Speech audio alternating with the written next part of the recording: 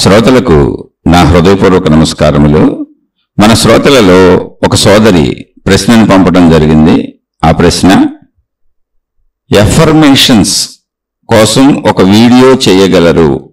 అసలు ఎఫర్మేషన్స్ అంటే ఏమిటి? నిజంగా రోజు ఏవైనా ఎఫర్మేషన్స్ లా చెప్పుకుంటే అవి నిజ జీవితంలో జరుగుతాయా?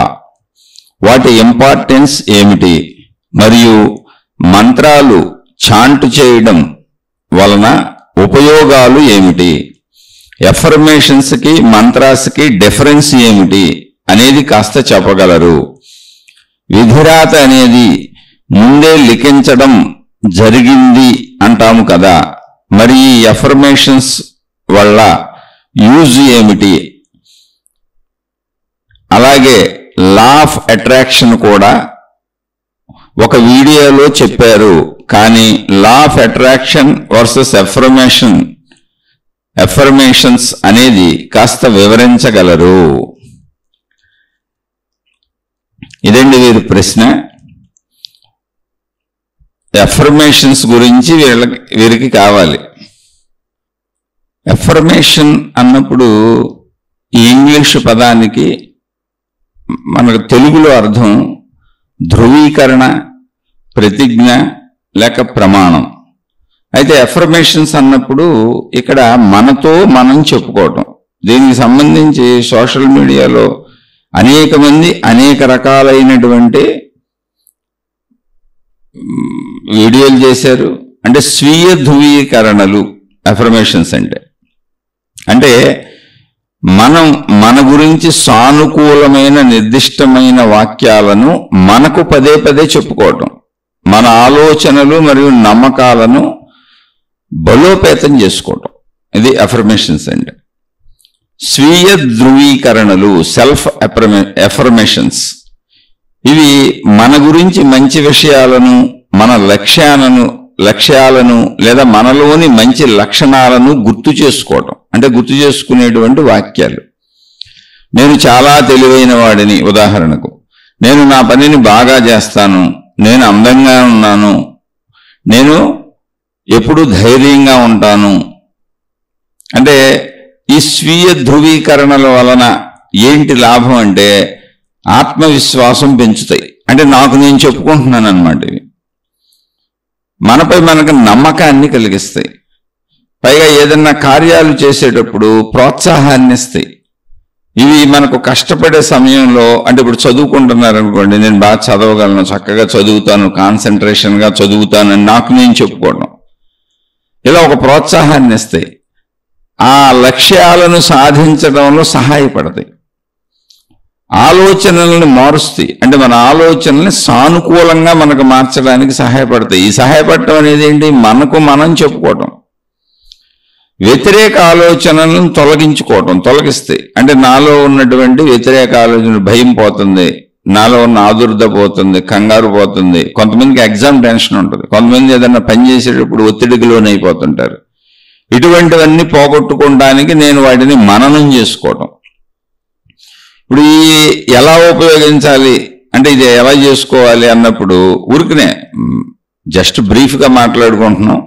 ప్రతిరోజు ఉదయం లేవగానే లేదా నిద్రపోవడానికి ముందు కొన్ని స్వీయ ధృవీకరణలు, అంటే మనం మనకి చెప్పుకోవటం, ధృవీకరించుకోవటం.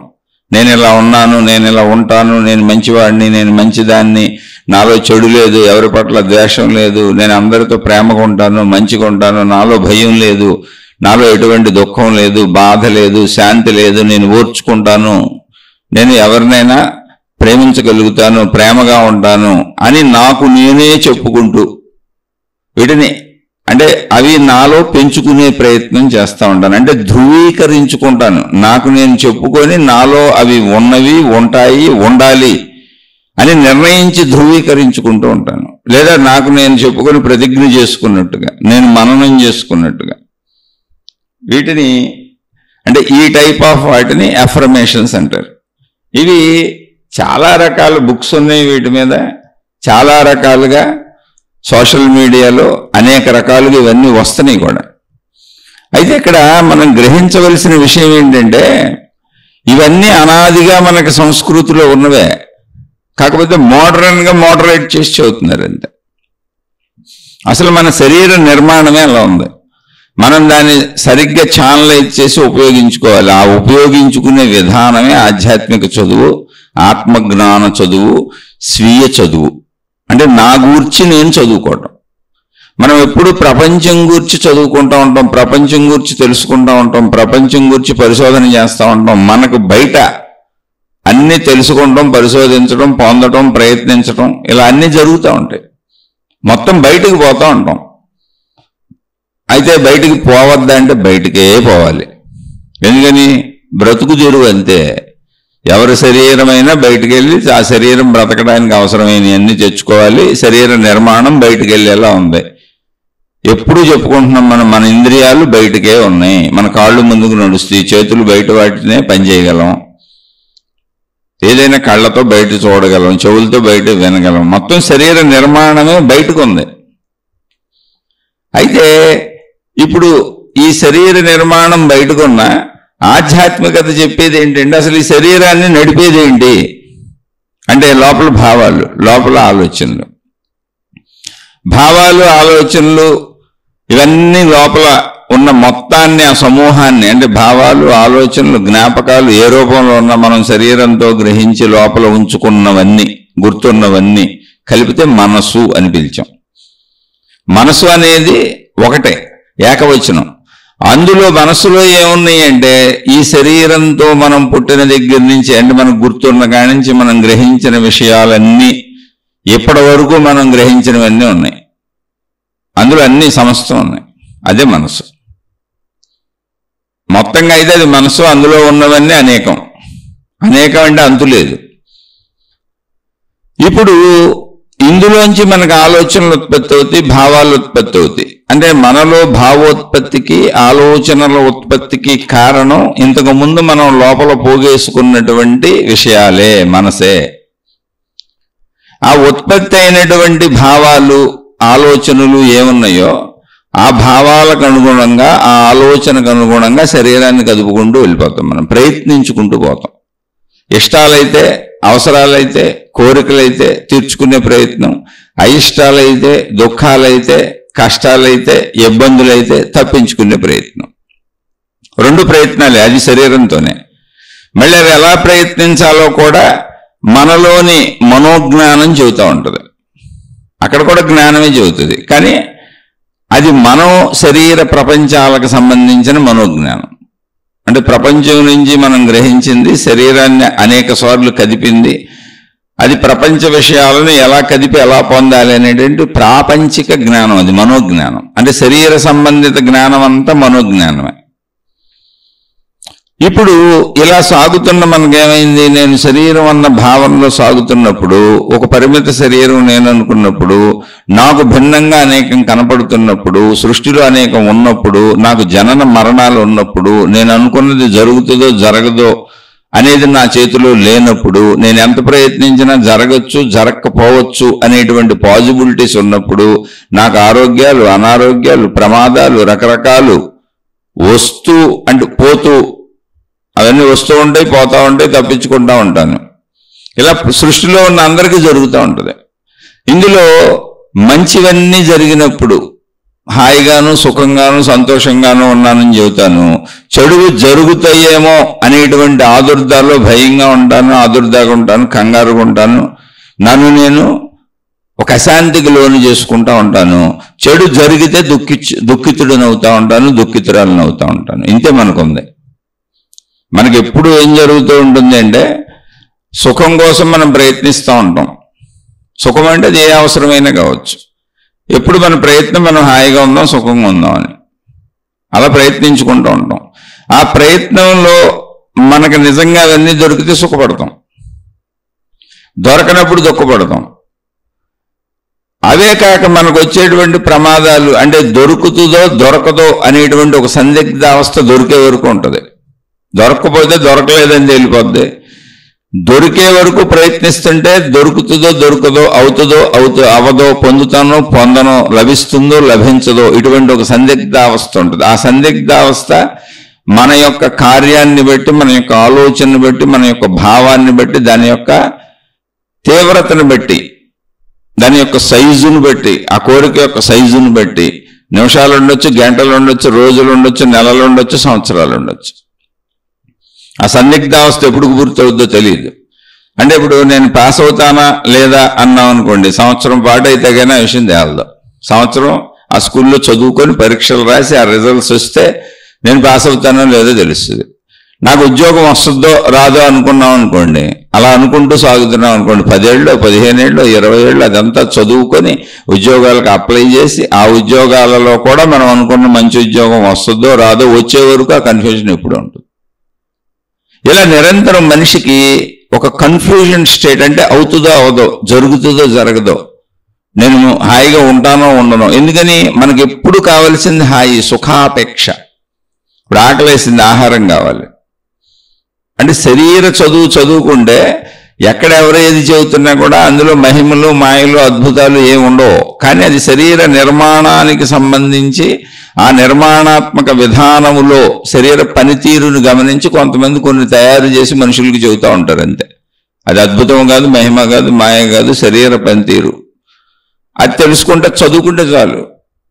మనం చదువుకుంటే అన్ని అర్థమైపోతుంది. మన శరీరము, మన మనసు, మన బుద్ధి, మన ప్రాణశక్తి, ఇంతే.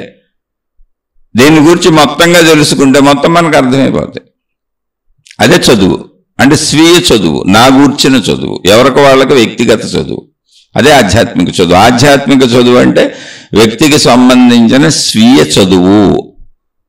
ఎప్పుడు గుర్తుపెట్టుకోండి. దీంట్లో రెండో వాళ్ళు ఎవరు ఉండరు, అసలు రెండో వాళ్ళతో పని లేదు. ఇది వింటున్నప్పుడు మనకు మనమే గుర్తు రావాలి, మనం గమనించుకోవాలి, మనం అర్థం చేసుకోవాలి, మనం చూసుకోవాలి. ప్రతి మాట మనకే అన్వయింపజేసుకోవాలి. అలా అయితేనే అది ఆధ్యాత్మిక చదువు అవుతుంది. అయితే మన శరీర లక్షణాలు గమనిస్తే శరీరం మొత్తం బయటికి వెళ్ళేలా ఉంది, బయటికి వెళ్లకుండా బ్రతకడానికి వీలు లేదు. అది సత్యం. ఆకలేస్తుంది, ఆహార పదార్థాలు బయట నుంచి తెచ్చుకోవాలి. నేను పర్వాలేదు లేండి, వెళ్ళనులేండి అంటే కుదరదు, ఆకలేస్తుంది. అలాగే మలమూత్ర విసర్జనలు వస్తాయంటే శరీరంలోంచి బయటకు విసర్జించాలి, తప్పదది.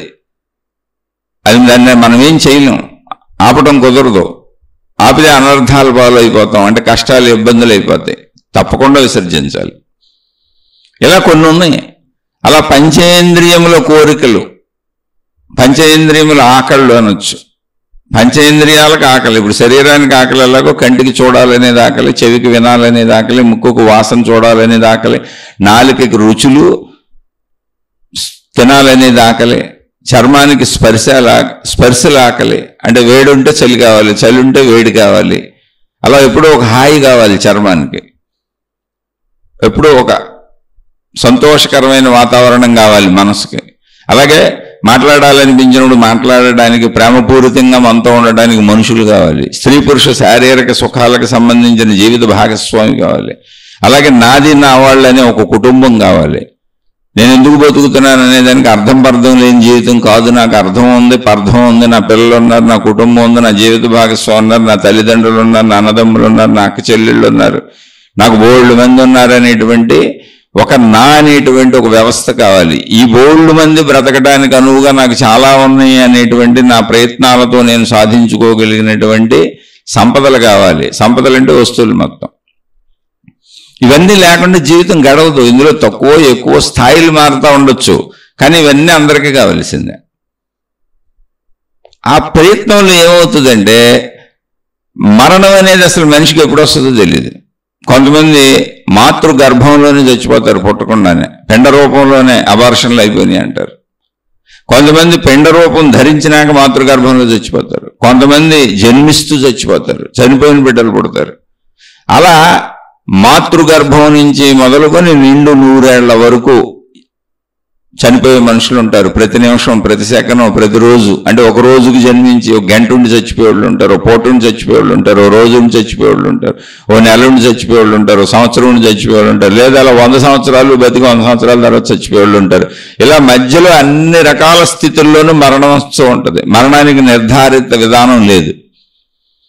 అలాగే ఎవరు ఎంత ప్రయత్నించినా వాళ్ళకి ఎక్కువ ఎందుకు దొరికింది, వీళ్ళకి తక్కువ ఎందుకు దొరికింది, వాళ్ళు అధికంగా ఎందుకు పొందారు, వీళ్ళు తక్కువ ఎందుకు పొందారు, వీళ్ళకి ఇన్ని కష్టాలు ఎందుకున్నాయి, వాళ్ళకి అన్ని సుఖాలు ఎందుకున్నాయి, వీళ్ళకి అవయవ లోపాలు ఎందుకున్నాయి, వాళ్ళ శరీరం అంతా సాఫీగా ఎందుకుంది, ఇది ప్రశ్నలకి సమాధానాలు లేవు ప్రపంచంలో. మనం ఏదో కర్మ సిద్ధాంతం ప్రకారం ఊహాత్మకంగా చెప్పుకోవటమే తప్ప నిర్ధారించబడినటువంటి నిరూపిత సత్యంగా చెప్పడానికి మనిషి ఉండదు.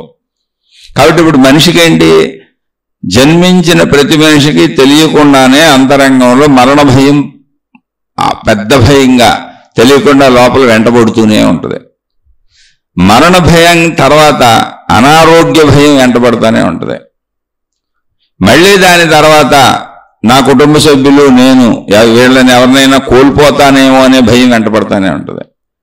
మళ్ళీ దీని వెనకాల మేమందరం బతకడానికి అవసరమైనటువంటి ధనం సంపదలు నేను పోగొట్టుకుంటానేమో, పోతాయేమో, ఎవరైనా దోచుకుపోతారేమో, లేకపోతే మాకు సరిపోవేమో, ఏదైనా జరగచ్చు, హఠాత్ పరిణామాలు అనేటువంటి పోగొట్టుకునే భయం వెంటబడతా ఉంటుంది. అంటే నా శరీరాన్ని మరణంతో పోగొట్టుకోవటం అనే దాంతో మొదలుపెట్టుకొని అలా నా వాళ్ళని పోగొట్టుకుంటానేమో, నన్ను పోగొట్టుకుంటానేమో, నా సంపదలు పోగొట్టుకుంటానేమో అనేటువంటి భయాలు. అంటే ఎందుకని భవిష్యత్తు తెలియదు. ఇలా ఒక భయం ఉంటే ఎప్పుడు ఇది మనిషి లోపల ఎప్పుడు ఉంటుంది, అసలు ప్రతి మనిషిలో ఉంటుంది. ఇలా ఒకటి ఉంటే రెండు, అసలు నేను పొందలేనేమో అనే భయం ఇంకోటి ఉంటుంది. ఎందుకని ప్రయత్నించినప్పుడు అందరికీ అన్ని సమానంగా లభించవు. ఎందుకు ఎవరికి ఎక్కువ వస్తున్నాయో ఎవరికి తక్కువ వస్తున్నాయో తెలియదు అసలు ఎవరికి. కానీ ప్రయత్నంలో కావాలి. నేను నాది నా వాళ్ళు, నేను నా వాళ్ళు బతకాలంటే నావనే ఉండాలి, హాయిగా ఉండాలి, సంతోషంగా ఉండాలి. అవి ఎవరైనా కొంచెం ఎక్కువే కావాలని కోరుకుంటారు కానీ తక్కువ కోరుకోరు. కాబట్టి పొందగలనో లేదో అనే భయం ఉంటుంది. ప్రయత్నంలోనే పొందగలనో లేదో అనే అనుమానంతో మొదలవుద్ది ప్రయత్నం. అంటే మీరు జీవితం జీవించేటప్పుడు చూస్తే ఎప్పుడూ ఒక అనుమానం, ఎప్పుడూ ఒక నెగిటివిటీ, ఎప్పుడూ ఒక భయం, ఎప్పుడూ ఒక ఆదుర్ద, ఎప్పుడూ ఒక కంగారుతో పనిచేస్తూ ఉంటాం. ఫలితం వచ్చిందనుకోండి, అమ్మయ్య అంటే మనం అనుకున్నంత ఫలితం వచ్చింది, అమ్మయ్య సాధించాను అనుకుంటాం. ఏంటి ఆ ఒక్క విషయానికి. మనం అనుకున్న దానికంటే ఎక్కువ వచ్చింది, అబ్బొబ్బొబ్బో భగవంతుడు కరుణించేశాడు అనుకుంటాం. మనం అనుకున్న దానికంటే తక్కువ వచ్చింది, అయ్యో ఏంటి నేను అంత ఎక్స్పెక్ట్ చేశానే, తక్కువ వచ్చిందే, నీరు గారిపోతాం. అసలు మనకు ఫలితమే రాలేదు, ప్రయత్నం చేశాం, చచ్చి నా కర్మ అసలు బాగోలేదు, నా దరిద్రం, నేను ఏమేం పాపాలు చేశాను అని మంతాలు మనమే కొట్టుకుంటాం. భగవంతుడా నా పరిస్థితి ఏంటంటా ఉంటాం. అంటే ఎప్పుడూ ఏదో ఒక నెగిటివిటీలో ఆలోచించుకుంటూ, ఎప్పుడూ ఏదో ఒక ఆదుర్దాలో, కంగారులో, ఎంత మంచి వాళ్ళైనా జీవితం అలాగే జీవిస్తూ ఉంటారు. అంటే అన్నీ ఉన్నోళ్ళు కూడా. ఎందుకని ఉన్నది నాకు సరిపోయిందని భావన అసలు మనిషికి ఉండదు. అపర కుబేరులు కూడా ప్రయత్నిస్తూనే ఉన్నారండి. అర్థం ఏంటి చెప్పండి? ఉన్నది సరిపోయిందని అనుకుంటున్నారు. అసలు ఎవరన్నా అనుకోడు మనిషి. అసలు మీరు దేన్నైనా పొడ్చొచ్చు కానీ ఈ ముక్కు కింద గోతిని పొడ్చలేం. అంటే నోరు, దాన్ని పొడ్చగలిగింది మరణం ఒకటే. అలా దేన్నైనా ఎంతైనా ఏమైనా చేయండి, మనసుని సంతృప్తి పరచలేం. తాత్కాలిక సంతృప్తికి లోనైనా వెంట వెంటనే పరుగులు చేస్తూనే ఉంటాయి కోరికలు. ఇప్పుడు తిన్నాం పొద్దున, ఎంతసేపు ఆపుద్ది ఆకలే, మళ్ళీ 3-4 hours అవగానే మళ్ళీ తినడానికి రెడీ అయిపోతాం. అలా ప్రతి విషయం అంతే ఈ జీవితంలో. 100 ఏళ్ల జీవితం ఇది, మళ్ళీ చిన్నది కూడా కాదు. ఏదో సినిమా చూసినట్టు 2.5 గంటల్లో ముగించేసి మొత్తం స్టోరీ అంతా అయిపోయి శుభం కార్డు పడిపోయో లేకపోతే దుఃఖం కార్డు పడిపోయో ఇంటికి వచ్చేది కాదు. 100 సంవత్సరాలు ఇక్కడే జీవించాలి, ఇలాగే జీవించాలి, శరీర తీరింతే. అందుకని ఎంతటి వాళ్ళకైనా ఎప్పుడు ఆదుర్దా ఉంటుంది. ఆధ్యాత్మిక మార్గంలో సాగేటువంటి వాళ్ళు కూడా గురువులు, మహానుభావులు, మహాత్ములు అనేక సంస్థలు పెట్టి మళ్ళీ ఆ సంస్థల అభివృద్ధి కోసం ఒక మామూలు సంసారి ఎంత టెన్షన్లు పడతాడు, అంతకంటే 100 రెట్లు, 1000 రెట్లు, 1,00,000 రెట్లు టెన్షన్లు పడుతుంటారు వాళ్ళు. లక్షల మంది, కోట్ల మంది శిష్యులు ఉంటారు. వాళ్ళకి పాపం టెన్షన్లో నిరంతరం కోర్టులు, కేసులు, రకరకాల బాధలు. వాళ్ళు మంచోళ్ళు చెడ్డోళ్ళు అసలు ఎప్పటికీ ప్రపంచానికి అర్థం కాదు. ఒక బ్యాచ్ వాళ్ళు చెడ్డోళ్ళు అని ప్రచారం చేస్తూ ఉంటుంది. ఇప్పుడు సోషల్ మీడియాలో ఎక్కువైపోయినాయి. వాళ్ళని నమ్మి అనుసరించే బ్యాచ్ వాళ్ళు మంచోళ్ళని ప్రచారం చేస్తూ ఉంటుంది. వాళ్ళేమో మేము మంచోళ్ళమని చెప్పుకుంటూ ఉంటారు. వాళ్ళల్లో బొక్కలన్నీ ఎతికి ఇంకొకరు చెబుతూ ఉంటారు. ఎప్పటికే ఒక సామాన్యుడికి, ఒక మధ్యతరగతుడికి, ఒక మామూలు ఎదురుగా ఉన్న మనిషికి ఏది నిజమే ఏది అబద్ధమే ఎప్పటికీ తెలియదు. ఒకవేళ అది నిజమైతే ఆ వ్యక్తికే తెలియాలి, ఒకవేళ అది అబద్ధమైన ఆ వ్యక్తికే తెలియాలి. కాబట్టి ఇది నిరంతరం ఎప్పుడు తెలియదు అన్న వ్యవస్థలో నడుస్తూ ఉంటాం, మనం ప్రయత్నిస్తూ ఉంటాం.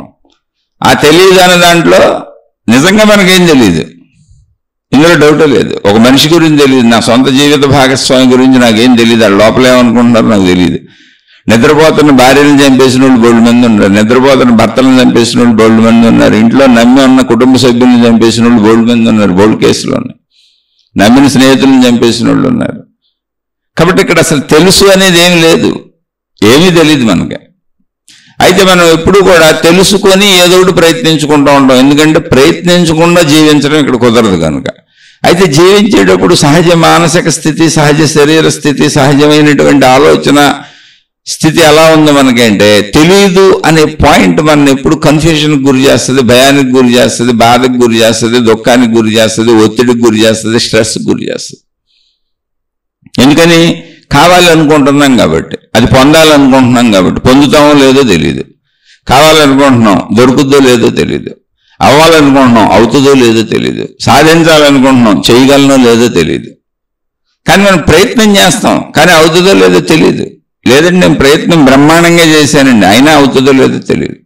అంటే 100కు 100 పాళ్ళు ప్రయత్నించానండి, అయినా అవుతుందో లేదో తెలియదు, వస్తుందో లేదో తెలియదు. ఎందుకనంటే అది మన దగ్గరికి వచ్చి మన చేతిలో పడే వరకు, మనం దానిని పొందే వరకు, అనుభవించే వరకు మనకది అవ్వచ్చు అవ్వకపోవచ్చు. ఎప్పుడు ఈ ఫార్ములా భూమి మీద నడుస్తూనే ఉంటుంది. అందుకని మనుషులు ఎలాంటి వాళ్ళైనా, మహాత్ములైన, మహనీయులైన, దేవుళ్ళైనా, మామూలు మనుషులైనా అందరికీ నడకలోకి వచ్చేటప్పటికి, జీవిత నడకలోకి వచ్చేటప్పటికి ఒక రకమైనటువంటి తెలియని ఆదుర్ద, కంగారు, భయము, బాధ, దుఃఖము, అశాంతి ఇవన్నీ ఉంటాయి, అన్నీ ఉంటాయి. అయితే కొంతమంది వాటిని పదే పదే మననం చేసుకొని దుఃఖాలని, బాధల్ని, భయాలని ఊహాత్మకంగా బాగా పెంచేసుకోవచ్చు. కొంతమంది కొంచెం తక్కువగా మధ్య రకంగా సరిపోని ఆలోచనలు ఆలోచించి వదిలేయచ్చు. కానీ బాధపడని మనిషి, దుఃఖపడని మనిషి, భయపడని మనిషి భూమి మీద ఉండడు అసలు. ఖచ్చితంగా అందరికీ ఉంటాయి ఎందుకనంటే భవిష్యత్తు ఎవరికి తెలియదు. మీరు దైవావతారాలుగా పూజించబడుతున్నటువంటి వాళ్ళ చరిత్రలు మీరు చూసినా కూడా, చరిత్రల్లో ఎంతో క్రూరాతి క్రూరంగా హింసించబడి చంపబడ్డారు వాళ్ళు. యేసుక్రీస్తు అనేటువంటి మహానుభావుడి చరిత్రను చూస్తే ఆయన్ని సిలువ వేసి చంపేశారంటే, బ్రతికి ఉన్న మనిషిని సిలువ ఆకృతిలో ఉన్నటువంటి ఒక చెక్కకి తయారు చేసి, అంటే అప్పుడు శిక్షలు అవి, ఇప్పటిలాగా ఉరి శిక్షలు అలాంటివి లేవు, అప్పుడు శిక్షలు అవి, అప్పుడు కాలంలో ఉన్న శిక్షలు అవి. బ్రతికున్న మనిషిని సిలువాకృతిలో తయారు చేసినటువంటి చెక్క మీద పడుకోబెట్టి, బ్రతికి ఉండగానే ఆయన చేతులకి మనం గోడకి మేకులు కొట్టినట్టు ఆయన చేతుల్లోంచి మేకులు కొట్టి ఆ సిలువ చెక్కలోకి దింపేస్తారు. అలా చేతులకి కాళ్ళకి మేకులు కొట్టి ఆ సిలువ మీద నిలబెట్టేస్తారు, అంటే పడిపోకుండా మేకులు అన్నమాట. అలా బల్యాలతో ఆయన్ని గాయాలు చేస్తారు, పొట్టలోనో, డొక్కల్లోనో, కడుపుల్లోనో పొడుస్తారు, చంపరు, అలా వదిలిపెట్టి వెళ్ళిపోతారు. అలా వదిలిపెట్టి వెళ్ళిపోతే ఏమైంది? ఇప్పుడు బ్రతికే ఉన్నాడు, రక్తం కారిపోతుంది, చేతుల్లో పారిపోవటానికి లేదు, మేకులు కొట్టేశారు, కాళ్ళకి మేకులు కొట్టేశారు, ఆ సెలువుకి అలా వేలాడబడి ఉంటారు. ఆయనకైతే తలకి ముళ్ళ కిరీటం కూడా పెట్టారు, అంటే ముళ్ళతో తయారు చేసిన కిరీటం. అది బలవంతంగా తలకి దింపితే ముళ్ళు గుచ్చుకొని రక్తాలు కారిపోతున్నాయి. అలా అలా అలా నీరసించి నిస్పృహ చెంది అలా రక్తం కారిపోయి స్పృహ తప్పి అక్కడ చచ్చిపోతారు. వాళ్ళని అక్కడ ఏ పక్షులు పీక్కు తింటాయి. వాళ్ళు బ్రతికుండగానే పక్షులు, పెద్ద పెద్ద పక్షులు గ్రద్దలు లాంటివి వచ్చి పీక్కు తింటా ఉంటాయి. ఎందుకనంటే వాళ్ళు తోలుకోలేరు, చేతులు మేకులు కొట్టబడి ఉన్నాయి, సిలువ వేయటం అంటే అది. అలాంటి భయంకరమైన శిక్షలు చరిత్రలో వెనకాల కాలంలో నడిచినాయి. క్రీస్తు అనే మహానుభావుడిని అలా చంపేశారు. అలాగే సోక్రటీస్ అనేటువంటి ఒక మహానుభావుడికి విషం ఇచ్చి చంపేశారు. శిక్షలేది, అప్పుడు విషం ఇవ్వటం, కాలకోట విషం ఇచ్చేవాళ్ళు. ఎందుకే శిక్షలు వేసింది అంటే అప్పటి కాలపు రాజులు, రాజులే గవర్నమెంట్ అప్పుడు. ఇలా ఎన్నో రకాలైనటువంటి మహాత్ములు పడిన బాధలు మనకి చరిత్రలుగా ఉన్నాయి. మన చరిత్రలు అనేవే. శ్రీరామచంద్రుడు అనేటువంటి మహానుభావుడు చరిత్ర, సీతమ్మ తల్లి అనేటువంటి మహానుభావురాలు, శ్రీరామచంద్రుడు అనేటువంటి దంపతుల చరిత్ర రామాయణం పేరుతో, దాన్ని సీతాచరితం అని కూడా అంటారు. వాళ్ళు పడిన బాధలన్నీ ఉన్నాయి. మానవులుగా, దైవాంశ సంభూతులే కానీ మానవులుగా భూమి మీదకి వచ్చారు. మరి దేవుడే బాధపడలేదా? బాధపడ్డాడు ఆయన. భయపడలేదా? ఏమో సీతమ్మ తల్లిని చంపేసి ఉంటారని భయపడ్డాడు ఆయన. పొరపాటు పడలేదా? ఏమరపాటు పడలేదా అంటే పడ్డారు. మారీచుడు అనేటువంటి రాక్షసుడు బంగారు జంక రూపంలో వస్తే, బంగారు జంక అనుకుని దాన్ని పెంచుకుందాం అనుకుని సీతమ్మ తల్లి అడిగితే జంక బాగుందని, అది నిజమని దాన్ని తావటానికి వెళ్ళారు. అప్పుడే సీతమ్మ తల్లిని ఎత్తుకుపోయారు. అంటే మానవ జీవితంలో జరిగే విషయాలు చెబుతున్న మహనీయుల్ని తక్కువ చేయట్లా, మనకు వర్తింప చేసుకోండి. ఇది ఆ కథలు చెప్పింది, ఆ పురాణాలు ఇతిహాసాలు రచించింది, జరిగిన చరిత్రలు మనకు అందించింది. అయ్యా గతంలో మనుషులు ఇలా జీవించారు. అలాగే మీరు మహాభారతాన్ని ఉదాహరణగా తీసుకుంటే అన్నదమ్ముల బిడ్డలో, ఇద్దరు అన్నదమ్ములే, ఇద్దరికి రాజ్యం మీద హక్కులు ఉన్నాయి, సొంత అన్నదమ్ముల బిడ్డలో. కానీ దుర్మార్గత్వంతో సొంత అన్నదమ్ముల బిడ్డలే అయినా కూడా వాళ్ళ రాజ్యాన్ని కూడా లాగేసుకోవాలని ఒక ఈర్ష్య, ఒక అసూయ, ఒక ద్వేషం, వాళ్ళ నానా ఇబ్బందులకి గురి చేశాడు. సాక్షాత్తు భగవత్ స్వరూపుడైన శ్రీకృష్ణుడు అక్కడే ఉన్నా కూడా వాళ్ళు అన్ని ఇబ్బందులు పడ్డారు. అంటే ఏంటి? మీరు ఏ భగవంతుడు, ఇది ఎందుకు చెబుతున్నానంటే, మీరు ఏ భగవంతుడిని నమ్మినా, ఏ భగవంతుడిని అనుసరించినా, మీరు ఎంత ధర్మాత్ములైనా జీవితంలో వచ్చే మీద పడే కష్టాలు పడతానే ఉంటాయి. జీవితంలో కొన్ని వస్తానే ఉంటాయి, అవి మీద పడుతూనే ఉంటాయి. ఎందుకని? ఎదుటివాడి చెడ్డ గుణం వలన. అక్కడ ఉంది భగవంతుడే శ్రీకృష్ణుడు. అసలు భగవంతుడైన శ్రీకృష్ణుడిని పుట్టక ముందు నుంచి చంపేయాలనే ప్రయత్నంలో ఉన్నాడు వాళ్ళ మేనమామ. అది చూడండి, మళ్ళీ పుట్టక ముందే జైల్లో పెట్టేశాడు వాళ్ళ తల్లిదండ్రుల్ని. అంటే ఇవన్నీ ఏంటి? ఇదే మానవ జీవితం ఇలా సాగుతుంది. దాన్ని ఎలా ఎదుర్కోవాలి? ఓ శ్రీకృష్ణుళ్ళ ఆయన శరీరంతోనే జీవించి ఎదుర్కొన్నారు. అయితే ఇక్కడ రాముడు, శ్రీకృష్ణుడు, యేసుక్రీస్తు, మహమ్మద్ ప్రవక్తో, గురునానక్కో, రమణ మహర్షో, షిర్డి సాయిబాబానో, ఇలా ఏ మహాత్ముల పేర్లో చెప్పగానే వాళ్ళంతా దైవావతారులు, వాళ్ళకి శక్తులు ఉన్నాయి, మహిమలు ఉన్నాయి, మాయలు ఉన్నాయి అనేటువంటి పిచ్చి ఆలోచనలకు వెళ్ళకండి.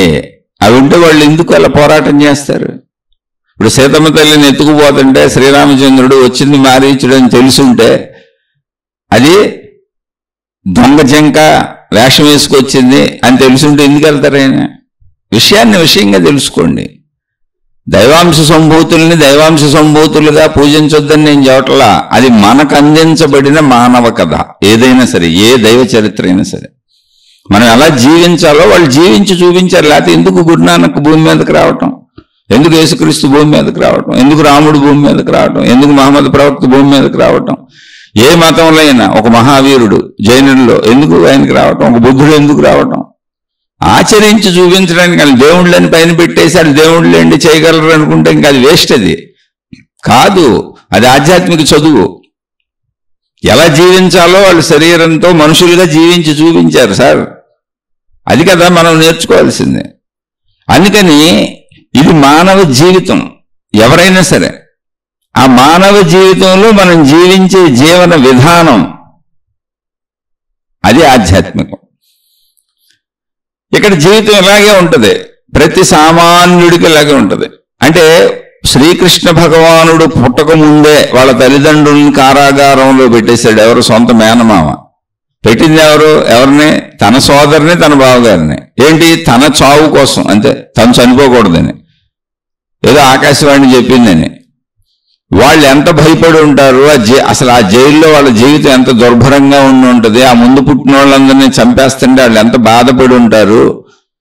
తర్వాత ఆ కృష్ణుడు పుట్టినప్పుడు ఆయన్ని రక్షించుకోవడానికి ఎలాగైనా ఇన్ని కాపాడుకోవాలని అర్ధరాత్రి పుట్టినటువంటి కృష్ణ భగవానుడిని వసుదేవుడు తీసుకెళ్లి యశోద దగ్గర పెట్టేసి యశోదమ్మ తల్లికి పుట్టినటువంటి ఆడపిల్లని ఇక్కడికి తీసుకురావడం, ఇవన్నీ మనకి సినిమాటిక్ గా కనపడొచ్చు. కానీ ఎంత భయాందోళనలకు లోనై ఉంటారు వాళ్ళు ఇవన్నీ చేస్తున్నప్పుడు. ఎంత ఆదుర్దపడి ఉంటారు, ఎంత కంగారు పడి ఉంటారు. ఇవన్నీ సఫలీకృతం అవుతాయా అవ్వవా అనేది ఎంత ఆదుర్ద ఆ చోట్ల మనం. అదంతా ప్రతి మనిషి హృదయంలో ఉంటుంది. శ్రీరామచంద్రుడి రామాయణాన్ని మీరు చదివి చూడండి. రాముడు దేవుడు అనే విషయంలో నేను ఏమాత్రం, నాకు అసలు సందిగ్ధత లేదు, దాని జోలికి వెళ్ళటం లేదు. రాముడు ఎప్పుడూ దేవుడే. కానీ రాముడు దేవుడు అనేది రాముడికి, అది మనకి రాముడు ఎలా జీవించాలో చెప్పినటువంటి జీవుడు. అందుకని ఆ దైవత్వం కాదు ఇక్కడ మనకు కావాల్సింది. ఆ దైవత్వాన్ని పొందటానికి, చేరటానికి రాముడులా జీవుడిలా జీవించాలి మనం.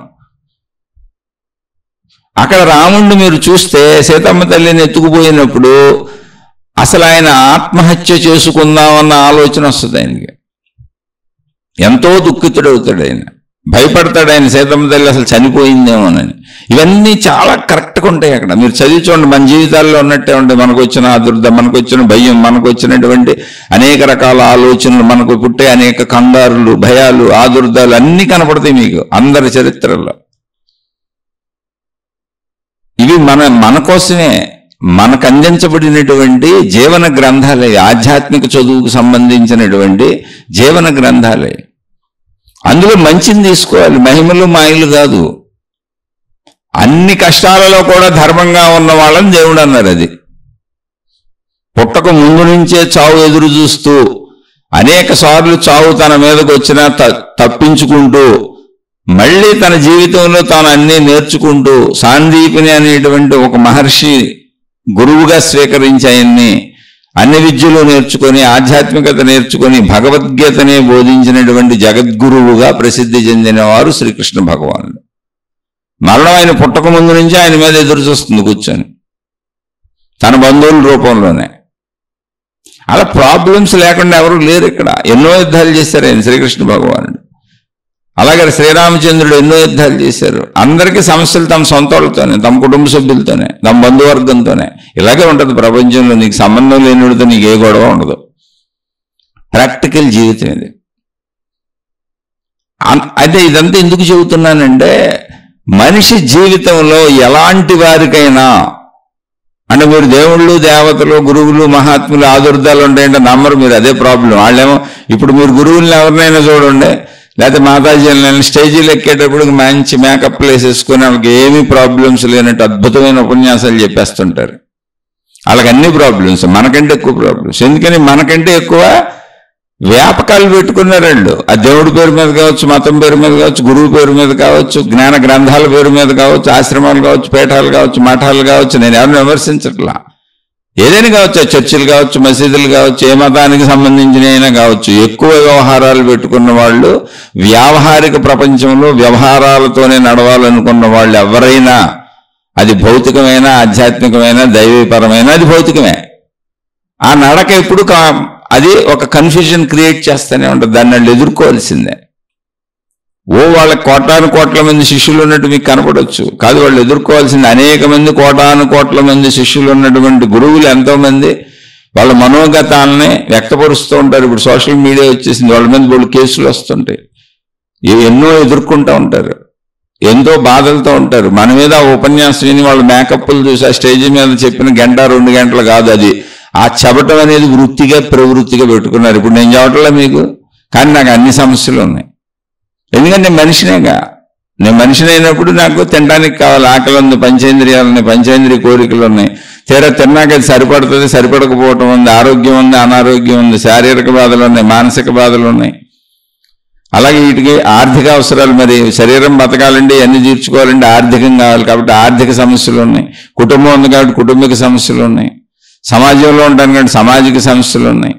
శరీరంతో ఉన్న ప్రతి ఒక్కడికి ఇవన్నీ ఉంటాయి. ఇవన్నీ ఉన్నాయి కాబట్టి ఆదుర్ద ఉంటుంది, కంగారు ఉంటుంది, భయం ఉంటుంది. కానీ దాని స్థాయి ఎంత ఉంది ఇక్కడ, ఎంతో కొంత తప్పకుండా అందరికీ ఉంటుంది.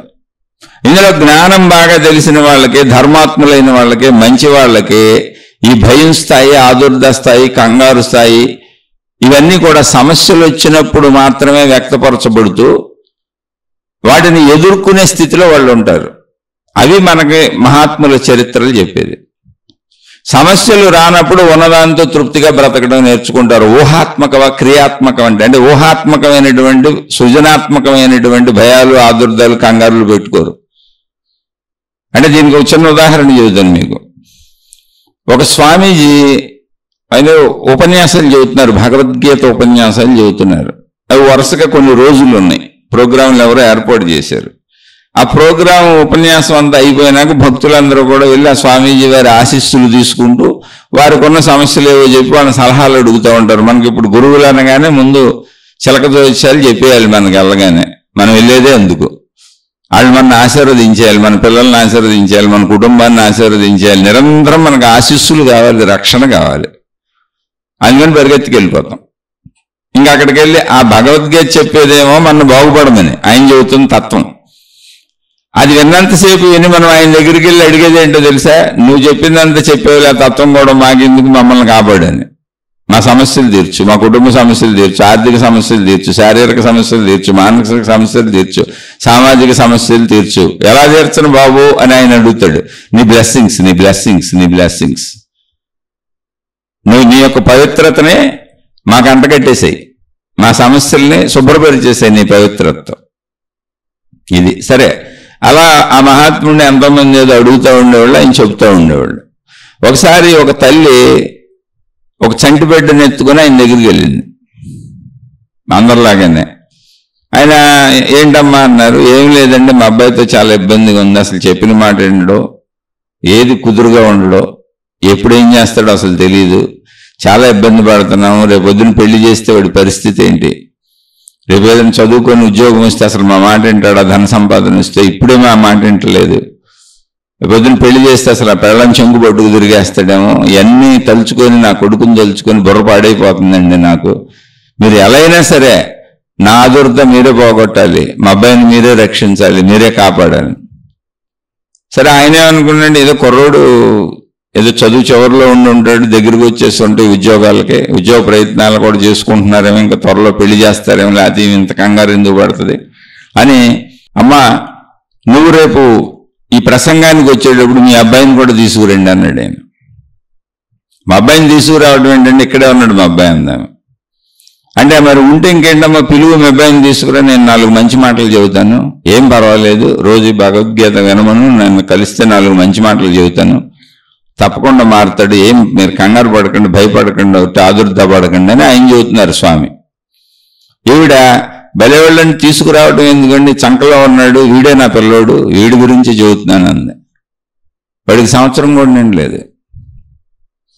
అంటే కొంతమంది ఆదుర్ద, కంగారు, భయం ఏ స్థాయిలో ఉంటుందండి. నేను అబద్ధం చెప్పలేదండి, అంత చిన్నపిల్లల్ని పెట్టుకొని మా బంధువుల్లో, మా స్నేహితుల్లో, మా వాళ్ళల్లోనే ఇలాంటి కంగారులు పడిన వాళ్ళని, పడుతున్న వాళ్ళని ఎంతోమందిని చూశాను. నిరంతరం చదువు, చిన్నప్పుడు ఎలా చదువుతాడు అని భయపడ్డారు, చదివించారు, రుబ్బేశారు, చదువుకుంటూ వెళ్ళారు ఆ పిల్లలు. చదువుకుంటూ వెళ్ళిన ఉద్యోగాలు వస్తాయో రావని ముందు నుంచే, చదువు పూర్తి అవ్వకముందు నుంచి ఆదుర్దాలు పడిపోయారు, కంగారు పడిపోయారు, భయపడిపోయారు, బాధలు పడిపోయారు, సంవత్సరాలు. ఆ పిల్లల్ని కంగారు పెట్టేశారు, ఇళ్ళు కంగారు పడిపోయారు, కనబడిన వాళ్ళకల్లా చెప్పేస్తారు. ఉద్యోగాలు వచ్చేసినాయి. ఉద్యోగాలు వచ్చేసినాక అంటే బాగా బ్రహ్మాండంగా చదివారు, మామూలుగా కాదు. ఉద్యోగాలు టాప్ మోస్ట్ ఉద్యోగాలు వచ్చినాయి, లక్షల కోట్లు సంపాదించుకుంటున్నారు. ఇప్పుడు భయం ఏంటో తెలుసా? ఎలాంటి భార్యలు వస్తారో, మగపిల్లలైతే, ఆడపిల్లలైతే ఎలాంటి భర్తలు వస్తారో ఈ భయంతో ఆదుర్ద పడుతున్నారు. ఇప్పుడు ఇది కూడా అయిపోద్ది, వచ్చేస్తారు ఖచ్చితంగా, భార్యలు వస్తారు, భర్తలు వస్తారు. నెక్స్ట్ ఏంటో తెలుసా? ఎలాంటి పిల్లలు పుడతారో, వీళ్ళ జీవితం ఎలా ఉంటుందో, బాబోయ్ ఈ భర్త మాట భార్య ఉంటుందా, ఈ భార్య మాట భర్త అంటాడా, ఇలా ఇలా ఇలా ఇలా అనుకుంటూనే ఎప్పుడూ ముందు ఇంకోటి ఊహించుకుంటూ పోతూ ఉంటారు. అంటే మొత్తానికి ఒక నెగిటివిటీని, భయాన్ని పెంచుకోవడం మనిషి అలవాటు. ఇందులో జ్ఞానం కలిగిన వాళ్ళకి ఏముండదు. చూడండి, చంకలో పసిబిడ్డ అనేటికి ఆ స్వామి గారు కంగారు పడ్డాడండి. మనం స్వాములు, గురువులు, మహాత్ములు వీళ్ళకి అన్నీ తెలుసు అనుకున్నాం. ఇది నిజంగా జరిగింది. స్వామీజీ ఆయన స్వయంగా ఆయన నోటితో చెప్పారు, ఆయన పేరు చెప్పట్లేదు నేను, అంతే. నిజంగా స్వామీజీ చెప్పిందే ఇది, నాకు నిజంగా జరిగింది ఇదని. నేనే ఆశ్చర్యపోయాను. నేను అసలు శిష్యులు కానీ, భక్తులు కానీ, ఎదురు మనుషులు ఊహకు కూడా అందట్లేదని. చంకలో ఉన్న పసిబిడ్డ 1 సంవత్సరం కూడా ఉండదు, వాడు కూర్చోబెడితే చోటు కుదురుగా ఉండలేదంట, నిరంతరం ఏడుస్తాడంట, అటు ఇటు వెళ్తాడంట, డొల్లుతాడంట, పాకుతాడంట, పరుగెత్తాడంట, ఎండి పాకులాటలో నడవటం కూడా పూర్తిగా రాలేదు. ఇప్పుడు వాడు రేపు అసలు చదువుకొని ఏమైపోతాడో, డబ్బు వస్తే ఏమైపోతాడో, పెళ్లి చేస్తే ఏమైపోతాడో అనేటువంటి తల్లి. మీకు చెబుతుంటే ఆశ్చర్యంగా ఉండొచ్చు, కానీ నిజంగా నేను అలాంటి వాళ్ళని చూశాను. అంత ఆలోచిస్తారు. ఏదో ఒక ఉదాహరణగా తీసుకోండి, అంతులేని ఆలోచన, ఎక్కడికో వెళ్ళిపోతారు జీవితం చివరి వరకు. అయితే జీవితం ఉంది కదా, అనేక మంది అలా అవుతున్నారు కదా, చూసి ఆలోచిస్తున్నారు అంతే. నేను అనేటప్పటికి అది కొంచెం భయం ఎక్కువ పెరిగింది, భూతద్దాల్లో పెట్టుకు ఆలోచిస్తున్నారు. ఇటువంటి నెగిటివిటీ, ఇటువంటి పరిగెత్తే మనసు, ఇటువంటి ఆదుర్ద మనసు, ఇటువంటి కంగారు మనసు, ఇందులో జ్ఞానయుక్తమైన వాళ్ళు చెప్పాను. ఇప్పుడు రామాయణం ఉంది, శ్రీరామచంద్రుడు పడిన అన్ని బాధలే, కష్టాలే, ఇబ్బందులే, ఆదుర్దాలు ఉన్నాయి. అందులో సీతమ్మ తల్లిని ఎత్తుకుపోయినప్పుడు ఆయన ఆదుర్ద పట్టం ఉంది, దుఃఖపట్టం ఉంది, భయపడటం ఉంది, ఆత్మహత్యా సదృశ్య భావనలు కూడా వచ్చినాయి ఆయనకి. లక్ష్మణుడు పడిపోయినప్పుడు కూడా వచ్చింది, దుఃఖం వచ్చింది. ఎందుకు నేను ఇంకా బ్రతికొండ ఉపయోగం ఏంటనే మాటలు వచ్చినాయి ఆయన నోటముడే.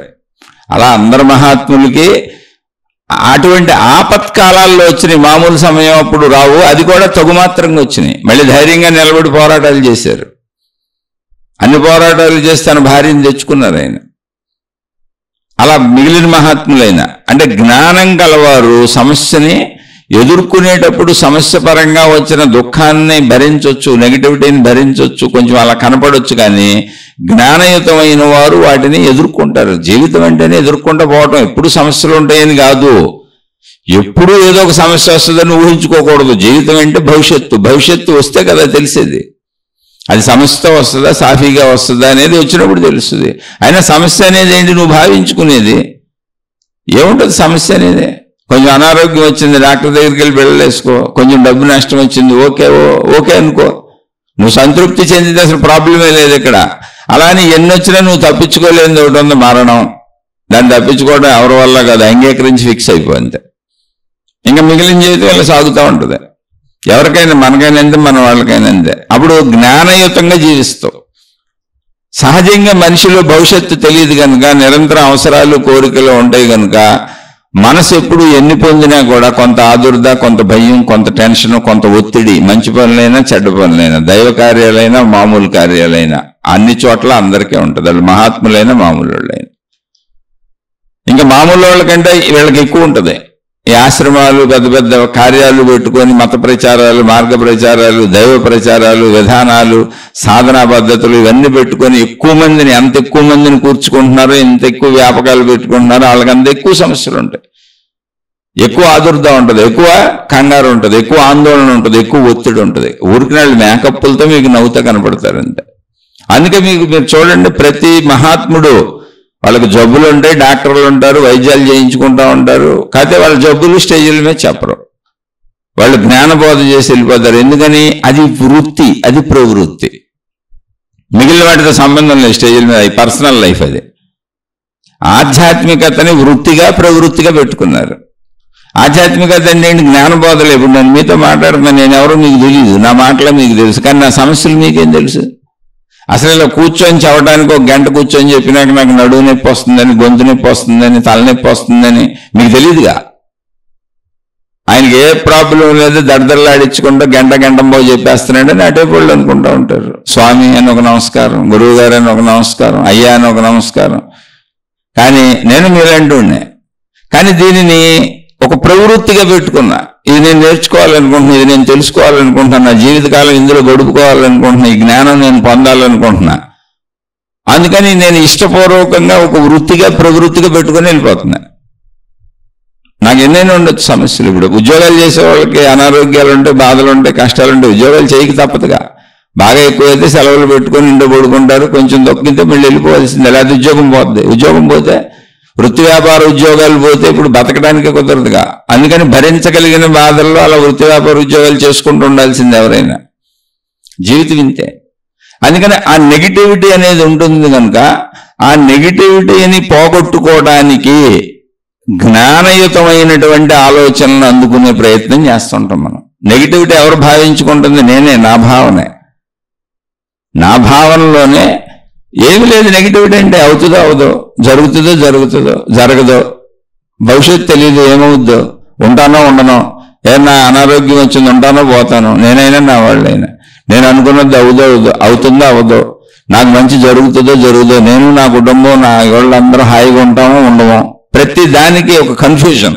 అది పూర్తయ్యే వరకు. ఇది పూర్తయితే పోయి నేను ఒక్కదాంతో అవుతుందా అంటే జీవితం మొత్తం కోట్ల విషయాలు ఉంటాయి.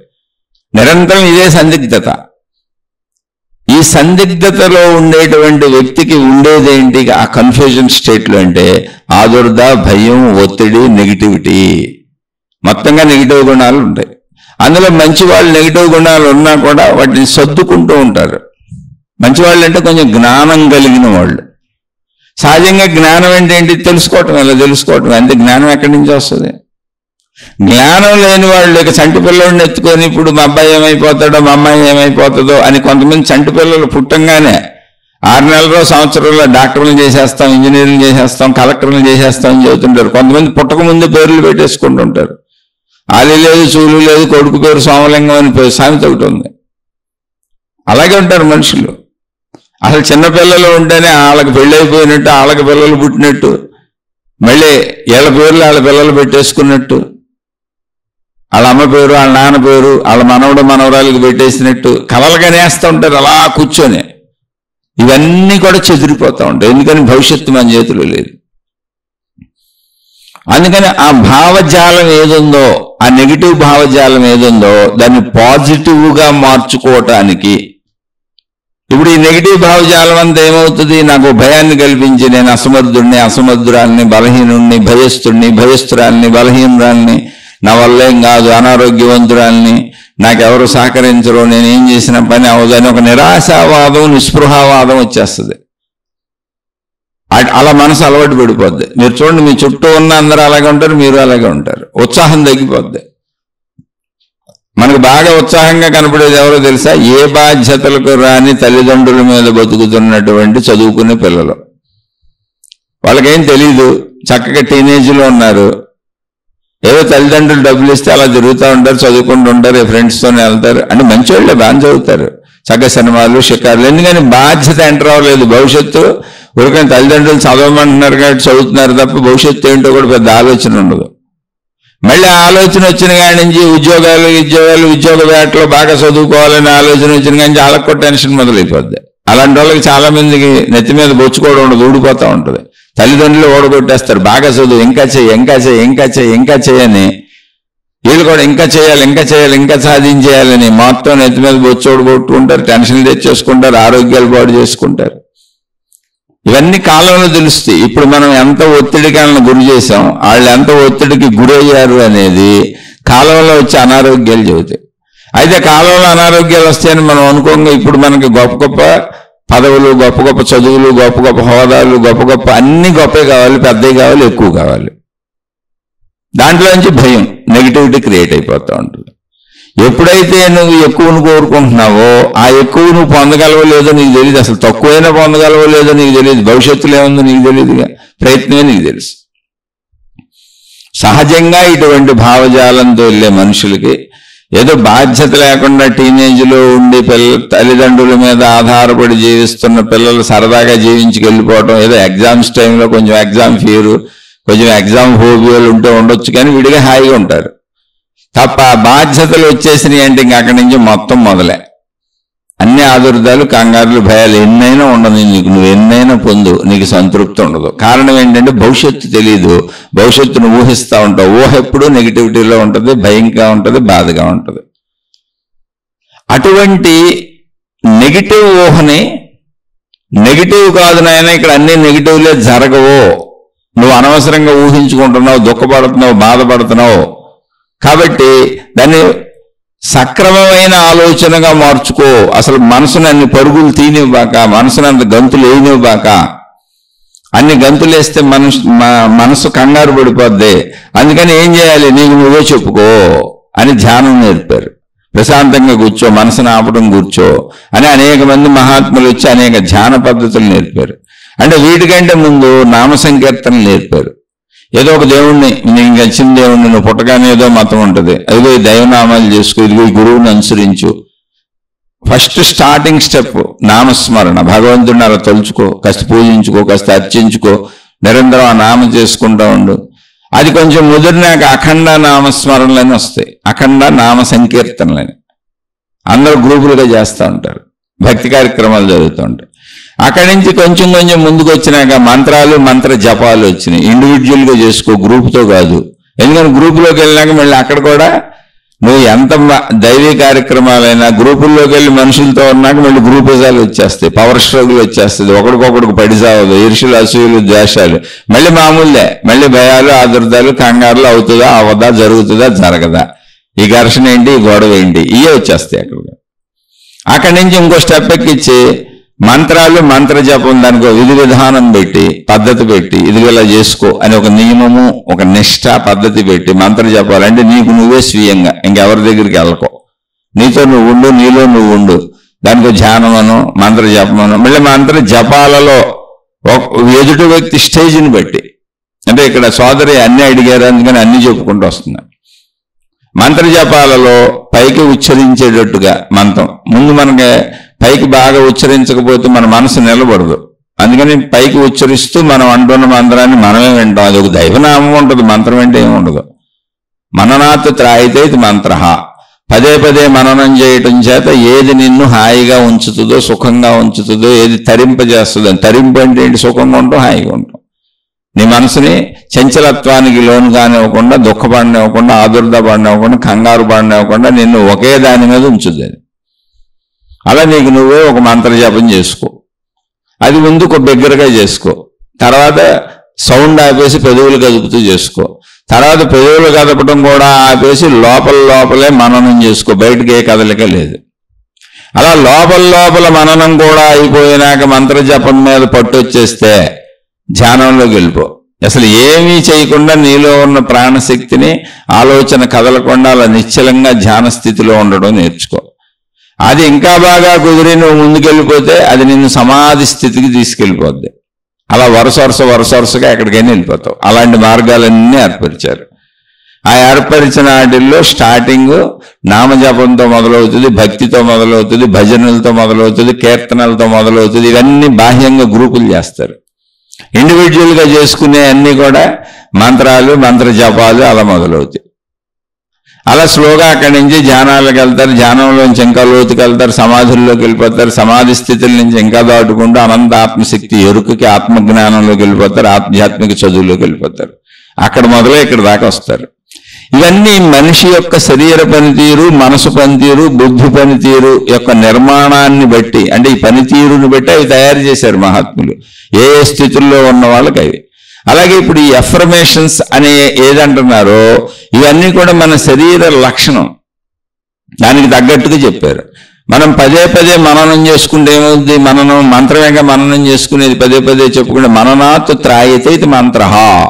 అంటే ఇవి చెప్పిన రోజుల్లో, ఇవి అన్ని అందించిన రోజుల్లో 1000 సంవత్సరాల వెనకాల వాళ్ళని ఋషులు, మునులు, యోగులు, తపస్సంపన్నులు అన్నారు. వాళ్ళు మనసు పనితీరు, శరీర పనితీరు గమనించి ఎగిసిపడుతున్నటువంటి భావజాలాన్ని గుర్తించుకొని ఒక దైవనామాన్ని, ఒక విధానాన్ని, ఒక పద్ధతిని, ఒక మంచిని, అంటే ఒక మంచి భావాన్ని, ఒక సద్భావాన్ని కలిగించేటువంటి ఒక మంత్రాన్ని తయారు చేసి దాన్ని మననం చేసుకోమని ఇచ్చారు.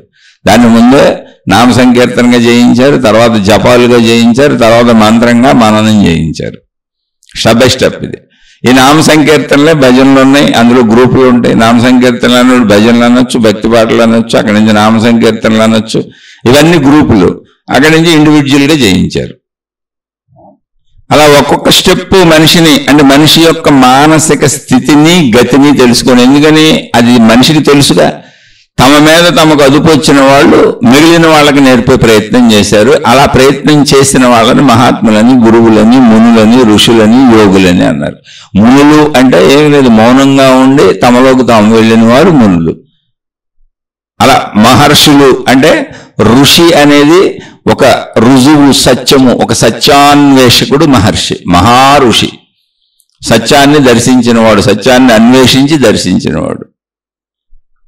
అలా ఒక పదజాలంలో ఒక అర్థం ఉంటుంది అంతే. దాన్ని ఇతరులకు బోధించిన వాళ్ళని గురువులని పిలిచాం. అంటే బోధిస్తూ ఎవరికైనా ఆ మంచిని తెలియజేస్తున్నప్పుడు వాళ్ళని గురువులని పిలిచారు.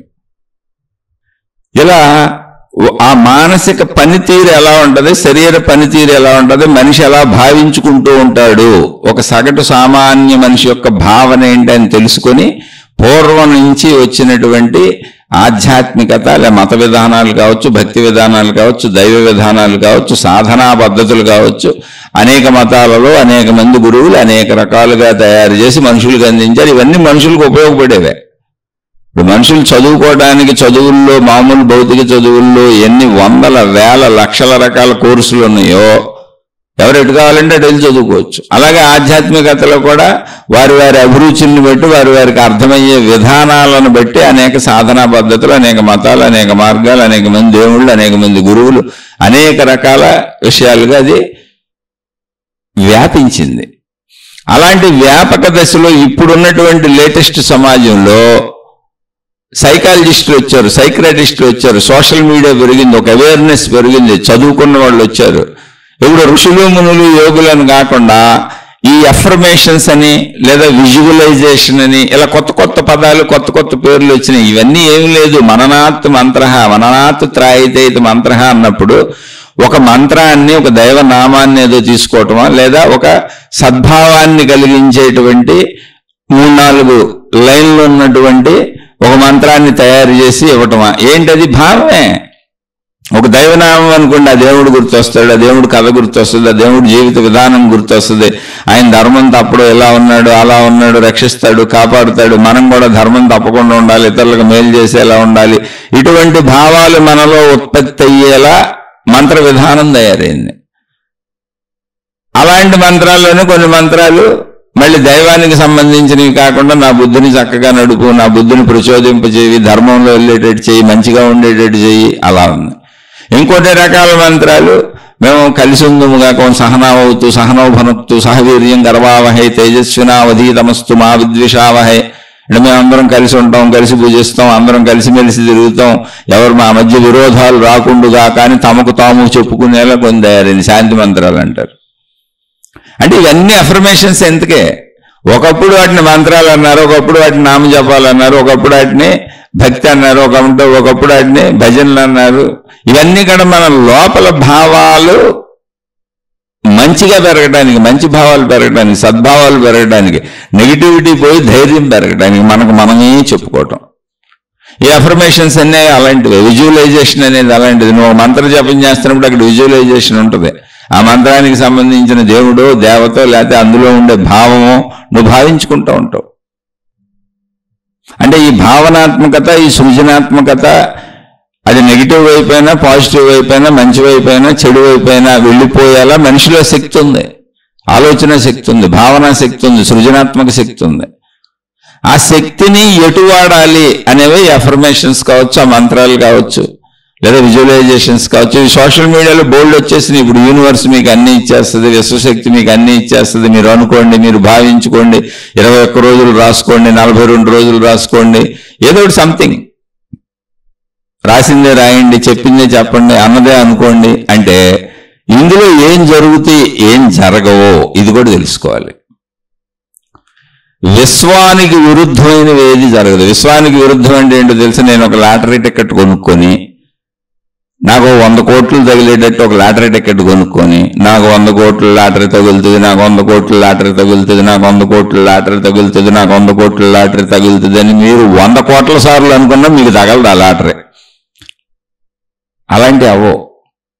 ఇదే అఫర్మేషన్స్, ఇదే విజువలైజేషన్స్లో నా ఎదురింటోడు చచ్చిపోవాలి, నా పక్కింటోడు చచ్చిపోవాలి, నేను ఈర్ష్యాసూలు తట్టుకోలేకపోతున్నాను, నా విరోధులందరూ నాశనం అయిపోవాలి అనుకుంటే అవదు.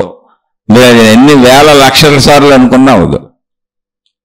జస్ట్ ఏమవుతాయి ఏమవో అంటే ఒక మనిషిగా మీలో మీరు సద్భావాలు పెంచుకోవచ్చు. మీరు అనవసర భయాలతో బాధపడుతున్నారు.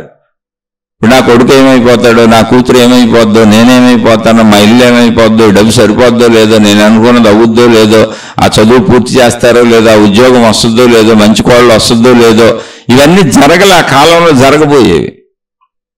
దానికి మీరు మీ మనసును శాంతింపజేసుకోవటానికి మీరు మీకు చెప్పుకోవచ్చు. ఎందుకని భావం మీదగా నెగిటివ్గా ప్రయాణిస్తూ పరిగెత్తుకెళ్ళిపోతూ భయపడుతున్న, ఆదుర్దపడుతున్న, కంగారు పడుతున్న భావం ఎవరిది? మీదేగా. కాబట్టి ఎఫర్మేషన్స్, విజువలైజేషన్స్ ఎవరికి పనిచేస్తాయి అంటే ఎవరి భావం పరుగులు తీస్తూ నెగిటివిటీలో వెళుతుందో ఆ నెగిటివిటీలో వెళుతున్న భావము, భావశక్తి వాళ్ళదే, భావం వాళ్ళదే, భావశక్తి వాళ్ళదే.